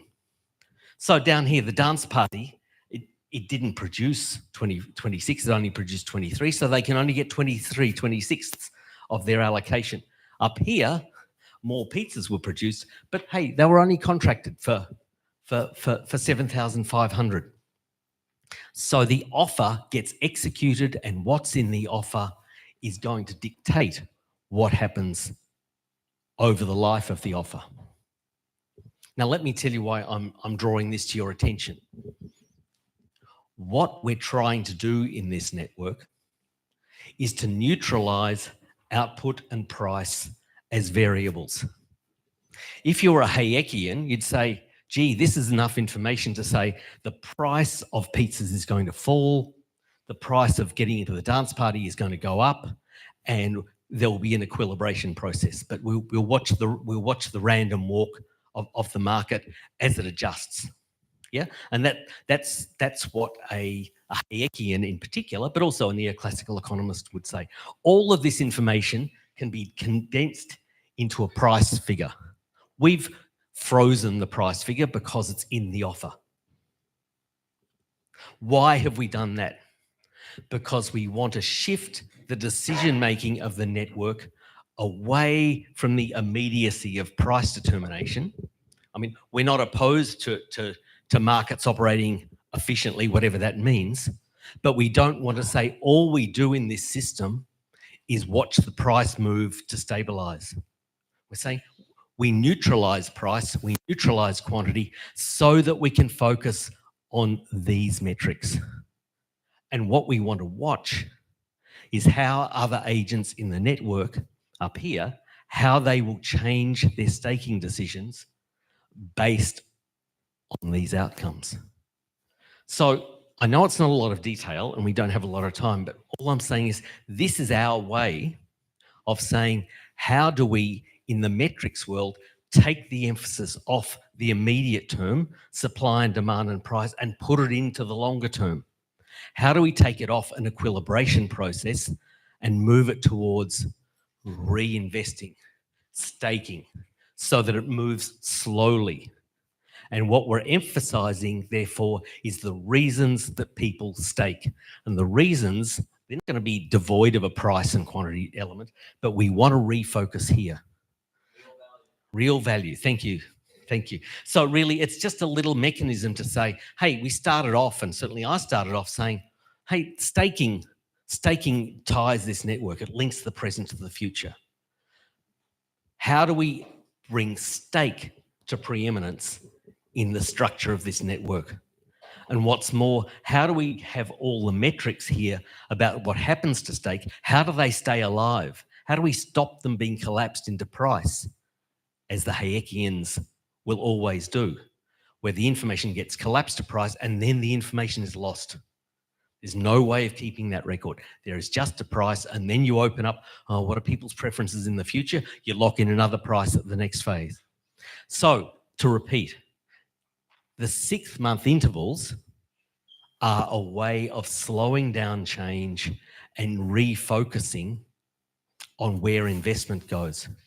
Where investment goes across the network, beyond these two cases, that's the market's signal of where value lies. If people are going to, or agents in this network are going to increasingly stake the dance party or the pizzas, alternatively, but there could be a reason that they'd go the other way. I understand when we were in the future, the problem was they had a solar oven that wouldn't heat up in the winter. So the pizzas were pretty bad, but they're getting a new oven. So you might actually want to say, hey, I'm going to stake this because I think these guys are doing a good job. And something I forgot to mention, half of their output might be going for sale and half to the commons. So price is not the measure here. It's what were people prepared to stake? They were prepared to stake an output for a certain number of tokens. To the extent that the output was delivered, the tokens get allocated. Next time, it could be different. People could say, this person doesn't know how to run a pizza shop or create pizzas. We're going to de-stake them. But for now, value is shifting where the network's position or perception of real value creation lies. Okay, that was a simple illustration. It doesn't really deal with all the value propositions, but it's a little gesture towards that process. Great. Thanks, Dick. Anybody else? Or shall we, Jonathan? Thing. I mean, just to summarize, I mean, I wasn't in the hot tub, so I don't really know what happened there, but I was. I don't remember, but the feedback mechanism, you know, as in Dick's proposal here, is moved away from price into staking, right? And I mean, we have very different discourses when we think about this. I don't see any reason in principle why the staking requires a 6-month interval. I don't think you were saying that was a structural thing. I mean, you could adjust stake in real time. Actually, the pizza sucks. I'm going to de-stake this person. You know, at least my stake. So you could actually have staking be as spontaneous as price responses. But what's important is that you have that the staking also represents your investment in others, right? And so what you have is you have a capacity to modulate a kind of kinship, because I mean, which is a very different kind of relationship than the atomic transaction of price, which collapses social relationships into a transaction which has no persistence. Here, I don't know if this microphone's doing this, but here there's a persistent relationship that's possible. And what producers will do in the network is strive to honor their commitments to performance in order to have these more robust, increasingly robust, persistent relationships with other people. Then they become invested in others. This is a kind of kinship. It's a very different kind of relationship to economic production than what we have under capitalism, alienated labor, et cetera, for all of you. So this is the kind of disalienation process where you actually come to know in one way or another, and you can feel the feedback from other producers that you're in the network with. Yeah, let's start, get back to the discussion or questions. I'm sure there are. Again, it's the same question I asked before, because I was told it was a percentage. I asked, was it prepaid tokens or a percentage of output? And I was told it was a percentage of production. And this example seems to suggest that stake is a number of pizzas. So that it's not a percentage of output. So now I'm confused, because for me, the distinction between percentage stake and unit stake matters. So it's just a clarification again. Seconds. Yeah, here we are. Remember, this is output data. It's not staking data. The staking data was up here. You used the word stake repeatedly when you discussed the output offer. So But because, sure, I get what you're saying, but the object of analysis is to look at why agents will buy or sell stake. Right. And the focus is not, there's actually no focus here on the dividend at all. It would have to be a separate line in this diagram, and I kept it out to avoid confusion. But I mean, my own view is, yeah, it's a percentage, but it will be in the staking contract what the formula for a dividend will be. It's part of the offer, but I left it out of the offer here to keep it simple. That's trade. That offer thing is trade. Staking is influenced by experience of trades and these other. And in particular, these environmental measures, etc. Yeah, and it's an attempt to put the focus onto those environmental metrics, you know, and human rights and labor, work process and democracy and governance and those issues. Or equally, I mean, Roosevelt doesn't stop it being a Nazi group. That's true. Yeah. That's true. Well, not to just sort of. It's not necessarily all good guys, but I think that's the politics of this network. Yeah. Oh, of course, all these nice things we want can be described, and actually people with other values can describe their values and stake each other on those. I think it's pretty clear if you rig the early participants in this, you know, you in the bootstrapping phase, you make sure the good guys are getting in, then for the others to turn the network would be increasingly difficult. Sure. Each group is a group, and they choose to be together. And if they've got shared values, they will obviously inscribe them, and we hope they will, of course. I'm just saying, the values aren't part of the protocol. Actually, there is So- just to address that, because there is an important point to address this doesn't keep the Nazis out argument, which happens often with these protocols. And I think the current discourse is somewhat problematic in this area. I think it's inherently not only difficult, but in some ways unhealthy to try to design a protocol that has politics written within it. And this is also something that has some, it's an area where we could have historical learnings. So, for example, if we look at the development of the citizen, the human rights, and the politics, we notice that the structures of politics didn't try to do that either. Whether it's a voting right, it's precisely actually following this, that the protocol itself is not trying to prescribe politics, but set an interaction in order that there is a space for human discourse. And it's the same thing here. Nothing has changed. It's ultimately our responsibility as a culture and society to take that discourse in healthy places. I think I'll do one question. Yeah, I guess I'm thinking about the 6 months thing. Maybe it's not programmatic, but I think it's important for the project about slowing down. And I'm thinking about also wanting to map the mirroring of our thinking about investment and Informal's thinking about credit, and about how there's a positive externality to saving liquidity. There's a positive externality to the 6 months, you know, or to, and maybe that's something to.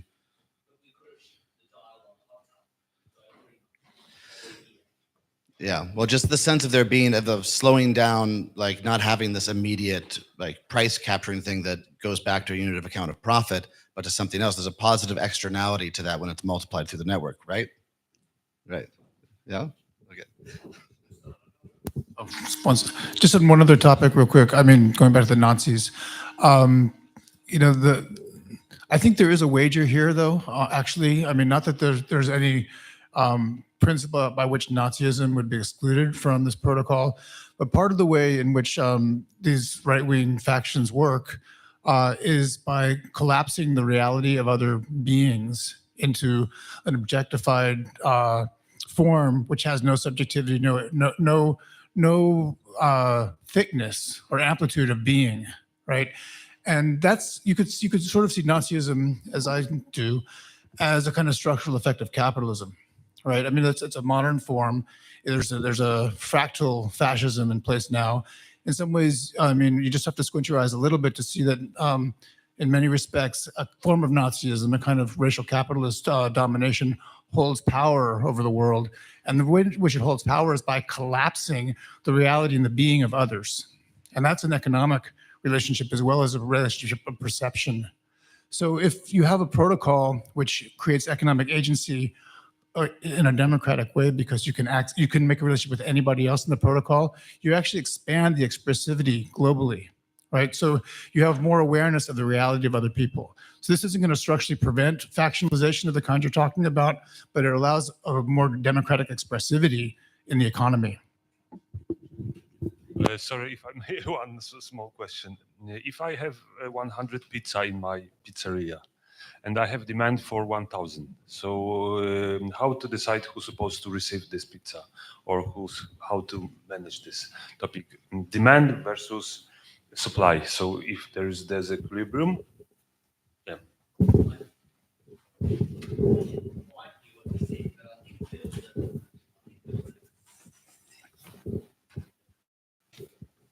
I didn't quite hear what you said, but I think it was a decision making about who gets the pizza. So I'd say that's all in the offer. You know, that there are 1,000 or however many, I can't remember now, how many pizzas are going to be produced. 50% of them are going to go to the commons, but it will be specified more precisely than that. Yeah.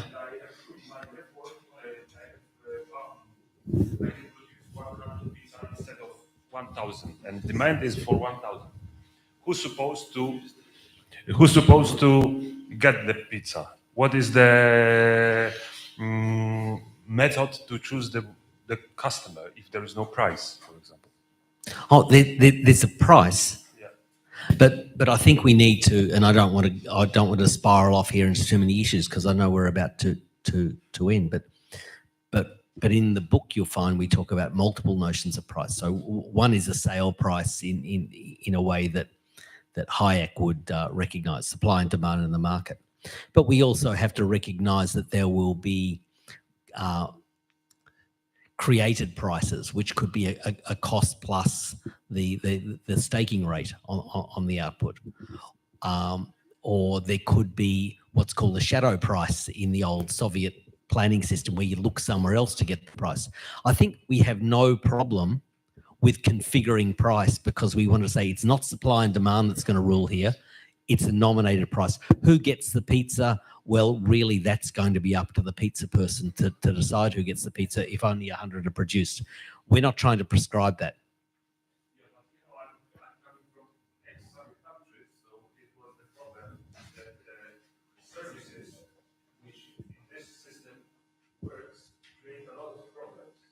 Mm. Because I decide who will receive the pizza, and it means that I have superpower decide who is the leader, and if I'm the doctor, I can decide who will be operated. So in this case, it is not. I'm not so sure that anyone's a winner because they're still having to pay if they're being sold. They're putting out their 4 tokens or whatever the price is, but when in terms of in the commons where those free pizzas go, that's up to the commons to determine, not the pizza manufacturer. And I'm suddenly getting a sense here that a discussion about pizzas might not be fully elaborating or elucidating the way in which a network works. So I think I want to move on from that specific point. While I understand that the key issue here that I think is we're talking about how to reconcile planning with the market. Yeah, and this is a planning cycle. The offer is a plan. There is always going to be a problem in planning about what happens when the plan doesn't work, or within the plan, who gets the pizza. So I don't think this is a fully prescribed, predefined, centrally planned process. It's distributed. There'll be lots of flaws in it. There'll be some arbitrary things in it, to be sure. It's not the goal of this to be able to lock in every single outcome. It's a distributed system, and it will play itself out with the ambiguities of a distributed system. I do appreciate you said you wanted to move on, but my question is possibly asking the same thing from a different angle. So by all means, if you think you've already covered it, please do move on. But I guess my question is, the offer is put out by the producer, but could you say more about who is accepting the offer and what the process for that is? Or indeed, who's rejecting the offer as well? Who's accepting and rejecting the offer? Who is producing the offer? Who's speaking? There you go. Who is producing the offer and who is rejecting the offer? I think it's right a market. So agents produce the offers, and then the market accepts them or rejects them. It's basically they get matched.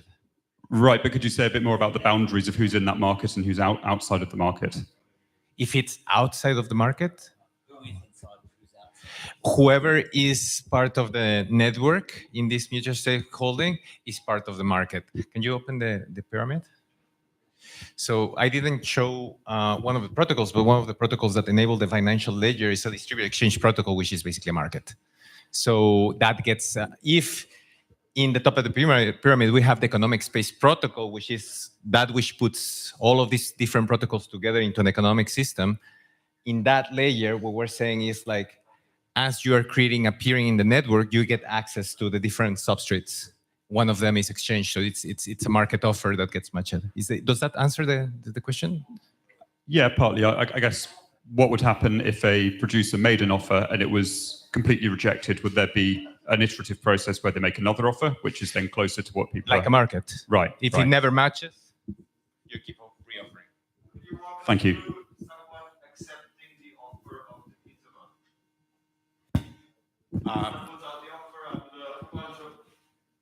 There's there's a little bit of an issue in there that I want it not to be misleading. So even though for the game purposes we're creating 6 months of like as like pizzas per units of time, it doesn't necessarily need to work like that in the offers in the market.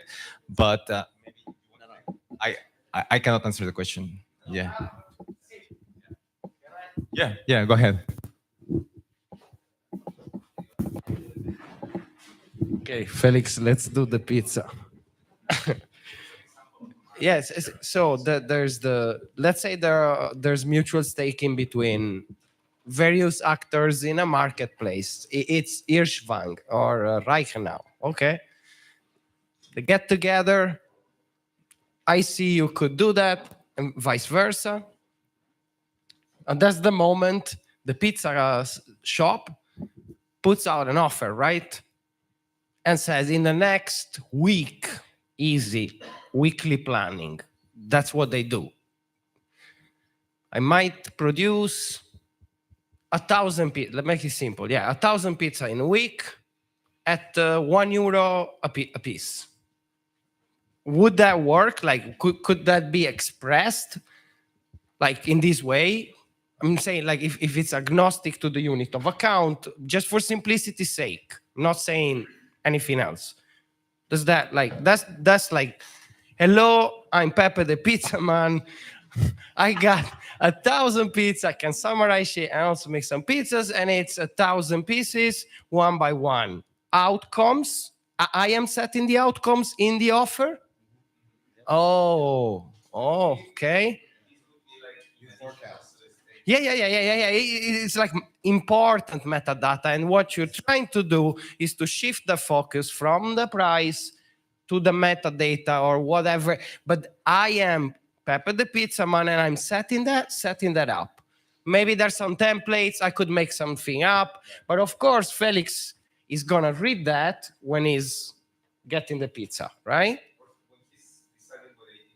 Okay, first investing, but then he wants a pizza, and I got the pizza in the oven. Then we need the DEX. What you're saying? We need to exchange something, right?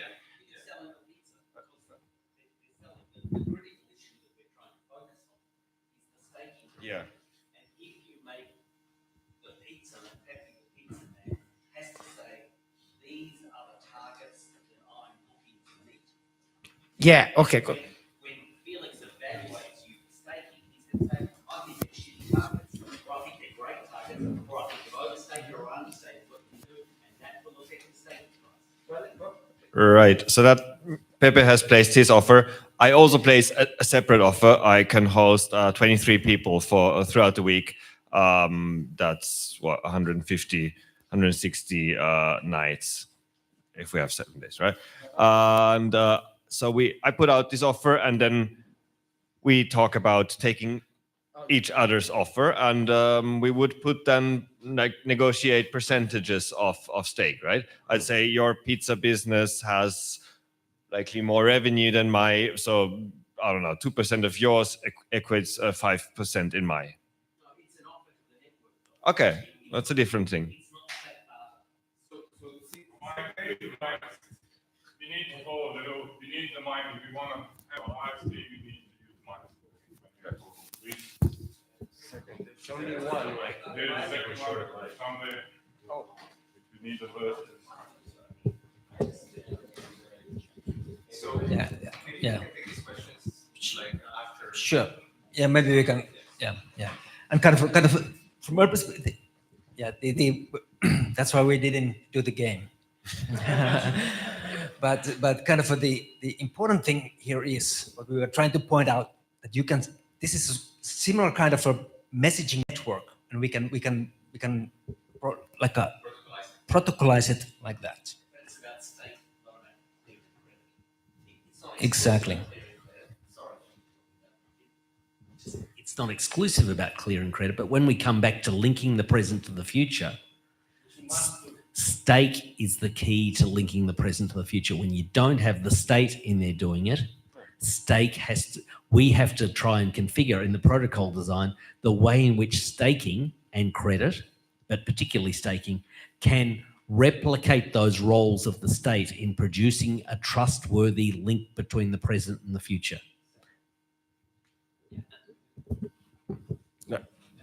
All right, thank you. Yes, the book. So we will, Thursday evening, we will have a throw party to release the discourse, and we'll talk about the book a little bit more. All right.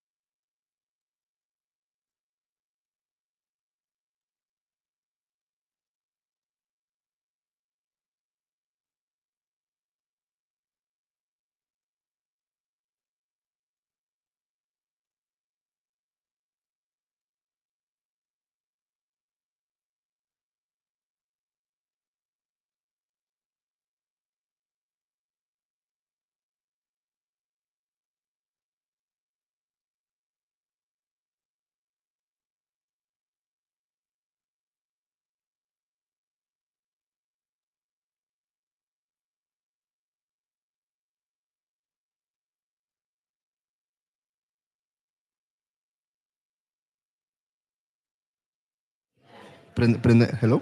Yeah. Still people are still coming in.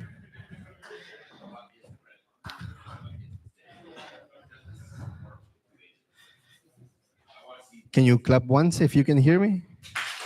Can you clap 2 times if you can hear me? Can you clap 3 times if you can hear me? Thank you. So first of all, I want to give everyone a round of applause. Can we all take an applause to thank everyone and everything for what they have done so far? Woo!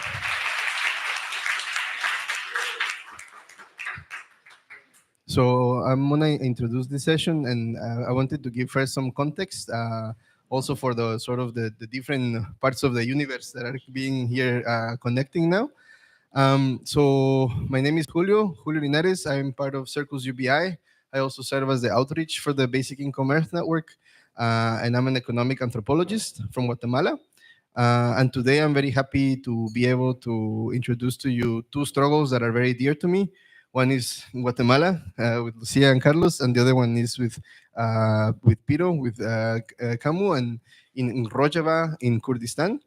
And I think the reason why we are doing this session today is that because we're always talking about governance in this type of spaces. Now, how do we govern things differently, more democratically, beyond the state or outside the state, and also against the system in many ways. And I think often, especially in the crypto world, in the hegemonic crypto world, people do DAOs and strange ways of voting with tokens and I don't know what else. And to me, it feels like there is a very big chance lost of not actually learning from the real struggles of people who have been organizing life, administering life without the state for hundreds, if not thousands of years. So with that in mind, I want to introduce to you first Lucia Xu. Lucia Xu is a Quiche guardian of the forest, of the bosque.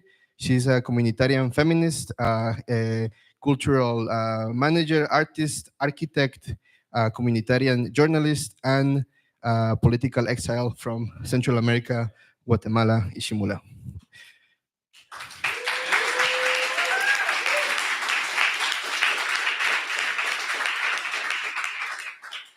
We also have Carlos Ernesto Cano.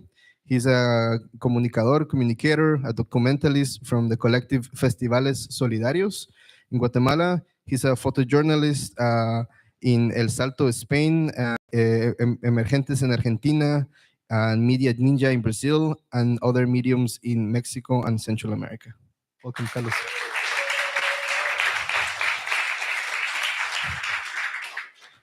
Then we also have Kamuran. Kamuran has completed his PhD studies at Humboldt University in Berlin last year in 2022. His research focuses on the infrastructural projects and the socio-political underpinnings of environmental disasters, both caused by armed conflict in the region of Rojava, Kurdistan, and yeah, both caused by armed conflict and in times and spaces also without armed conflict. So give a warm welcome to Kamuran.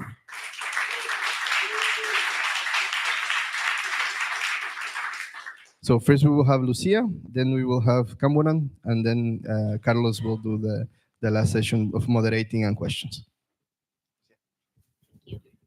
So, well, ich bekich iwan ochel Lucia Chule nuvi inach chumek enja sibalach kamo utzipik sibalach kamo kan.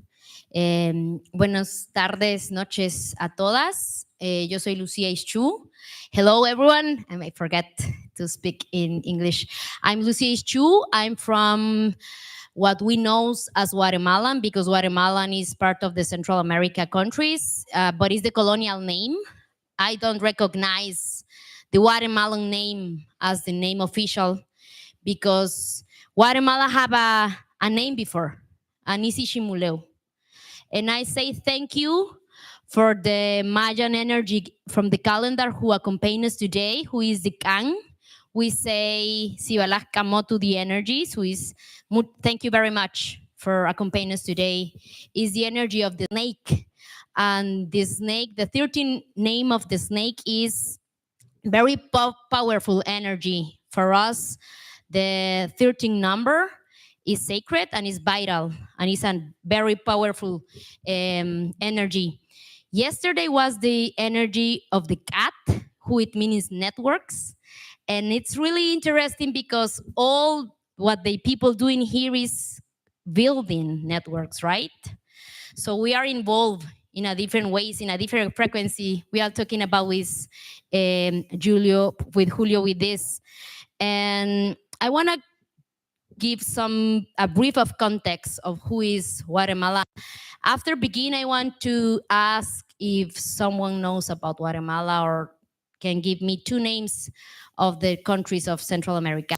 The people from US are not because they know. So from this continent, someone, two names?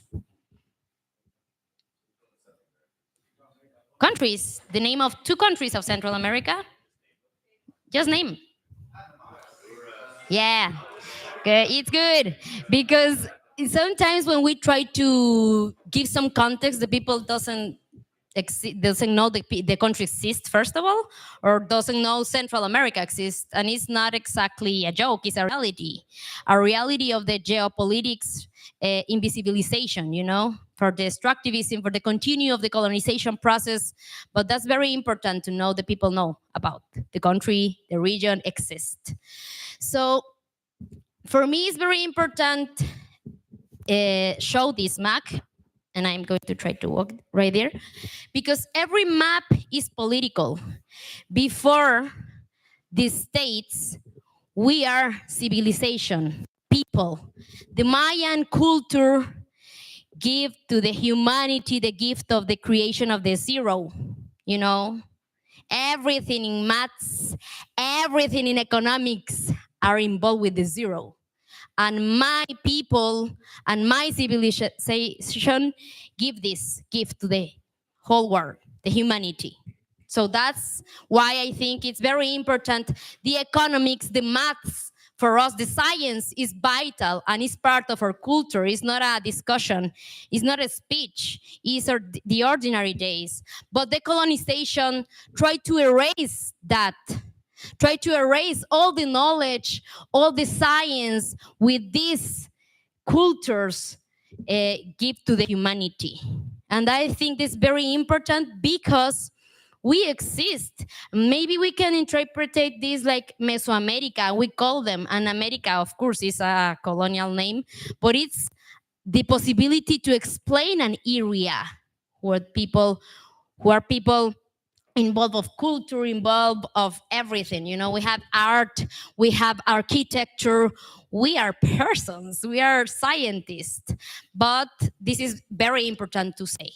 The next one. Then, during the creation of the states and things like this map changed, and they imposed borders, cultures, name, the Western knowledge, who erased the reality. And it's very important because after the born of the states, the organizations and my ancestors create our indigenous organization before the states. Our ancestor Atanasio Tzul and Lucas Aquiral and the other mayors for the Mayan people in Totonicapán, they say, we don't want to continue to be a colony. We want to talk about the indigenous autonomies. We don't want to continue the tribute to the crown. We want to do by our own. We want to independence. We want to autonomy. We never speak about we want to create a state. Never, ever. Next one. This is Guatemalan map of the official border. And this is Totonicapán, my town in the Occidente, in the highlands. Occidente is like western in the country, near to Mexico. We have a very close relationship with as we know at Mexico, Next. But the colonization is a reality. Who erased is what I'm saying. The next. And him is one of the most important ancestors for the Maiquiche people. And for me, is what is the first political prison, him and the other mayors of the state of Guatemala. And this is important because continue till today, the genocide, the massacre, and it's very important why him and other mayors think in the idea to think in common, create the communal organization and say we can administrate, we can self-management or territory or lands, and they think in something important.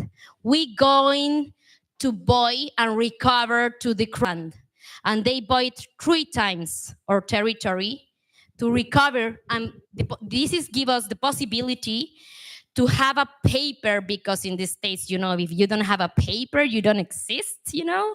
It's really funny because for us, the power of the words is everything. If you say something, I believe you. But of course, the States, it's other things. But so the Atanasio Tzu, Lucas Aquiral, and the other mayor says, so if in the Western knowledge, the Atanasio Tzu, Lucas Aquiral, and the other mayor says, so if in the Western knowledge, in the crown, we need a paper, so we're going to find this. And they travel to Spain, they buy our land, and they have a paper. And him never think, oh, I'm going to buy this land for me. Just for me, you know, I want this only for me. They say, we're going to recover the land and we're going to put in the name for the indigenous people from Totonicapán. And that's because of that, the next one, we are the owners of the 320,000 hectares of the communally managed forest.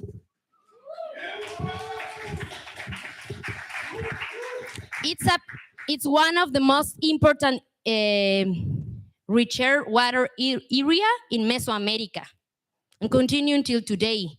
We collect water. We collect and cultivate the water for humanity, not for only for us. And this is very important. We think in common. Thinking common for us is natural. It's part of everything. It's very vital of the ordinary day. We don't think, and it's really fun because right now I'm on exile in Bilbao, and there is a lot of indigenous women who are immigrants there too. And we have a small organization just for just for, we call them the network of the afecto, the affect, just for being together. And don't forget, making a community. And when we do something, we begin to do it in collective way. The people from my town, and we say it's natural, it's not part of a discussion, it's part of our lives. And that is vital to understand why the community, of course, is not simple. Because I say the academics peoples always romanticize everything. And I say everyone's speak about community is the best, but because they don't live there, is what I'm saying. And when you live there, it's different. It's different. But of course, I prefer this process. So this is one of the more important symbols of our of organizations. 48 cantons is the name in English. We can interpret it like we are 48 small villages in all the town, and we have our representative, and is elected in an assembly. So it's very legitimate organization, and all we recognize as our authority. They have this stick. It's a kind of a stick, and it's part of the process. Our organizations change every year, so everyone in our town have to be part of the indigenous organization. Everyone is part, and we have 5 broads. Juntas is broads, right? Yes, like boards, yeah. And the 5 boards, and one is the natural resources, and they are in charge to administrate the land, the forest, and do the work to try to continue with the, the environmental work, which is vital for the humanity right now. And we, of course, our ancestors know it 200 years ago, So when we do a demonstration, we are talking about a lot of people, and the state and the government recognize us as an enemy of the state. The Guatemalan government, and I think in Latin America, all the governments are very racist. In Guatemala, we are the indigenous people, we are more than 60% of the population, but the state don't recognize us. They, to my organization, consider us as a terrorist, as a criminals, of course, as a savage, as Indians who are against the progress and things like this. So this is another example of this picture for me is really important, because even if we have a very patriarchal relationship, because it's a reality, the women are involved in the process of the authority too. We fight, of course, every space for an indigenous woman we have to fight for them, but we are in the front, because I always say this, the indigenous woman, we are part of every struggle, every time, every moment in the world. Even if we are not recognized, even if we are invisible, we are there, and we don't need the recognition of anyone. The next one, and we're talking about something important. I don't want to, maybe later we can have a discussion and speak about the organization. We talking about the decolonized time, because the Mayan culture talking about another ways, another frequencies to look the time. It's like this space. We are talking about other economies, We're talking about another different ways to administrate the money.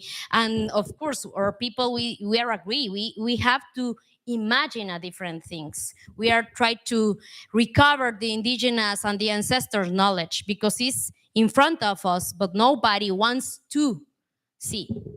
And the next one, we recognize 20 energy who are part of our calendar. Or well, it's a way of life. But I just want to show, this is a very interesting images, because they show us as a warrior. It's a comic about the Mayan culture, the sacred book from my people, who is the Popol Vuh. And they show the Hunahpu and Ixbalanque brothers, who are for us very important. And they say we have the Xibalba, the seniors of Xibalba is like the enemy or something, and they vencieron. They won to them with art and beautiful things, and they say this is important. Imagine different things to change the world. If we want to change the world, we have to imagine other things. What things? I don't know. We have to imagine, and we have to think in collective and together, because I think this is the only possibility to transform the reality is in collective. It's not an individual.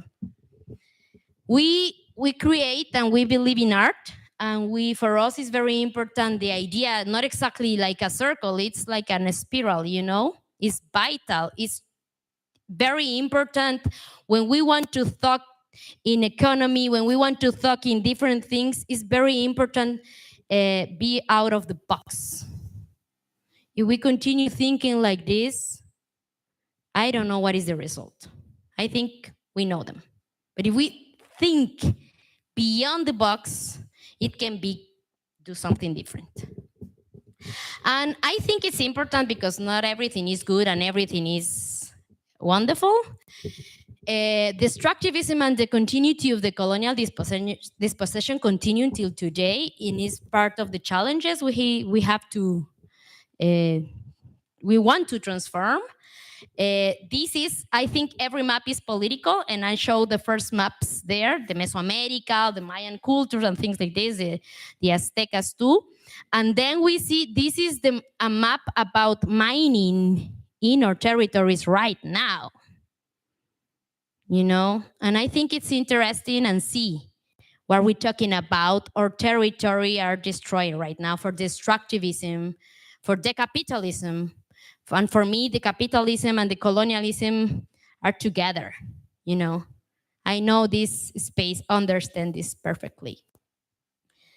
So we live in a massacre in the 2012 because we are talking about if we are owners of the land and we collective the water.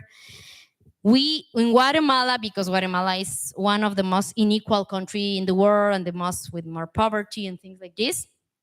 We are talking about we pay one of the more expensive taxes and prices for the electricity. And we are talking about we want to recover our resources. And our organizations say, do a big demonstration on the Guatemalan army massacres. And that's the reason why I became a journalist. That's the reason why I'm here, speaking and telling the history of my people, of my town. We are alive beyond that. We continue. And we imagine and we want to create different spaces, different possibilities to solidarity. And we think this is part of the work, what we try to do on Exile. We want to continue because we are part of the millennial thought, of the millennial project. I know maybe I don't going to see the day, but I'm working on the night for the other ones. And this is very important. Maybe this is space don't going to see, the economic system, but you're going to work it, no?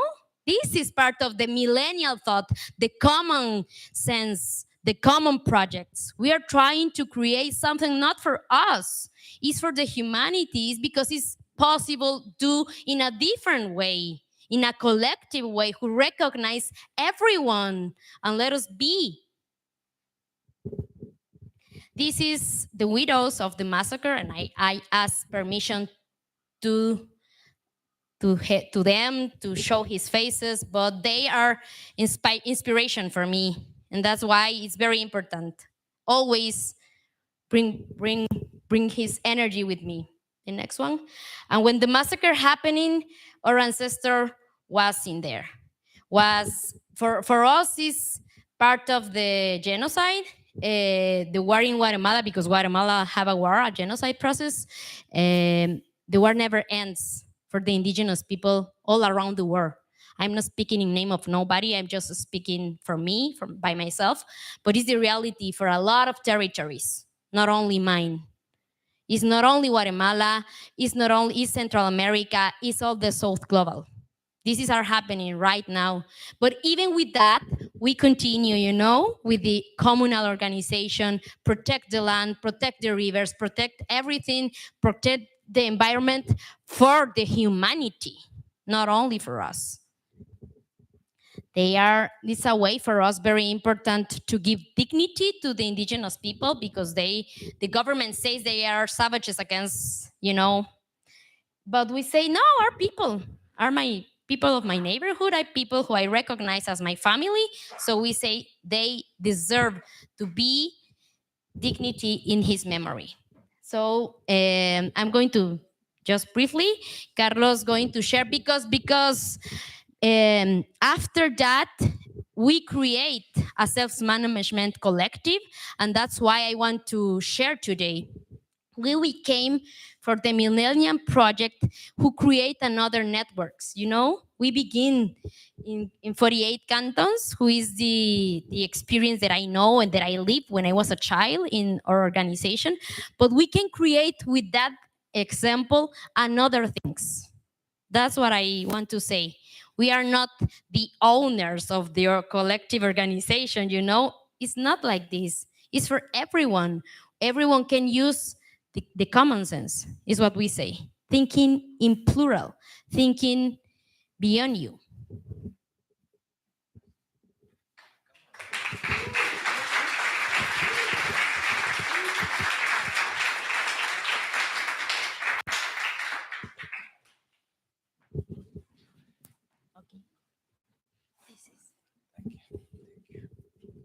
Hello. everyone. Slav. Und haben wir beraten,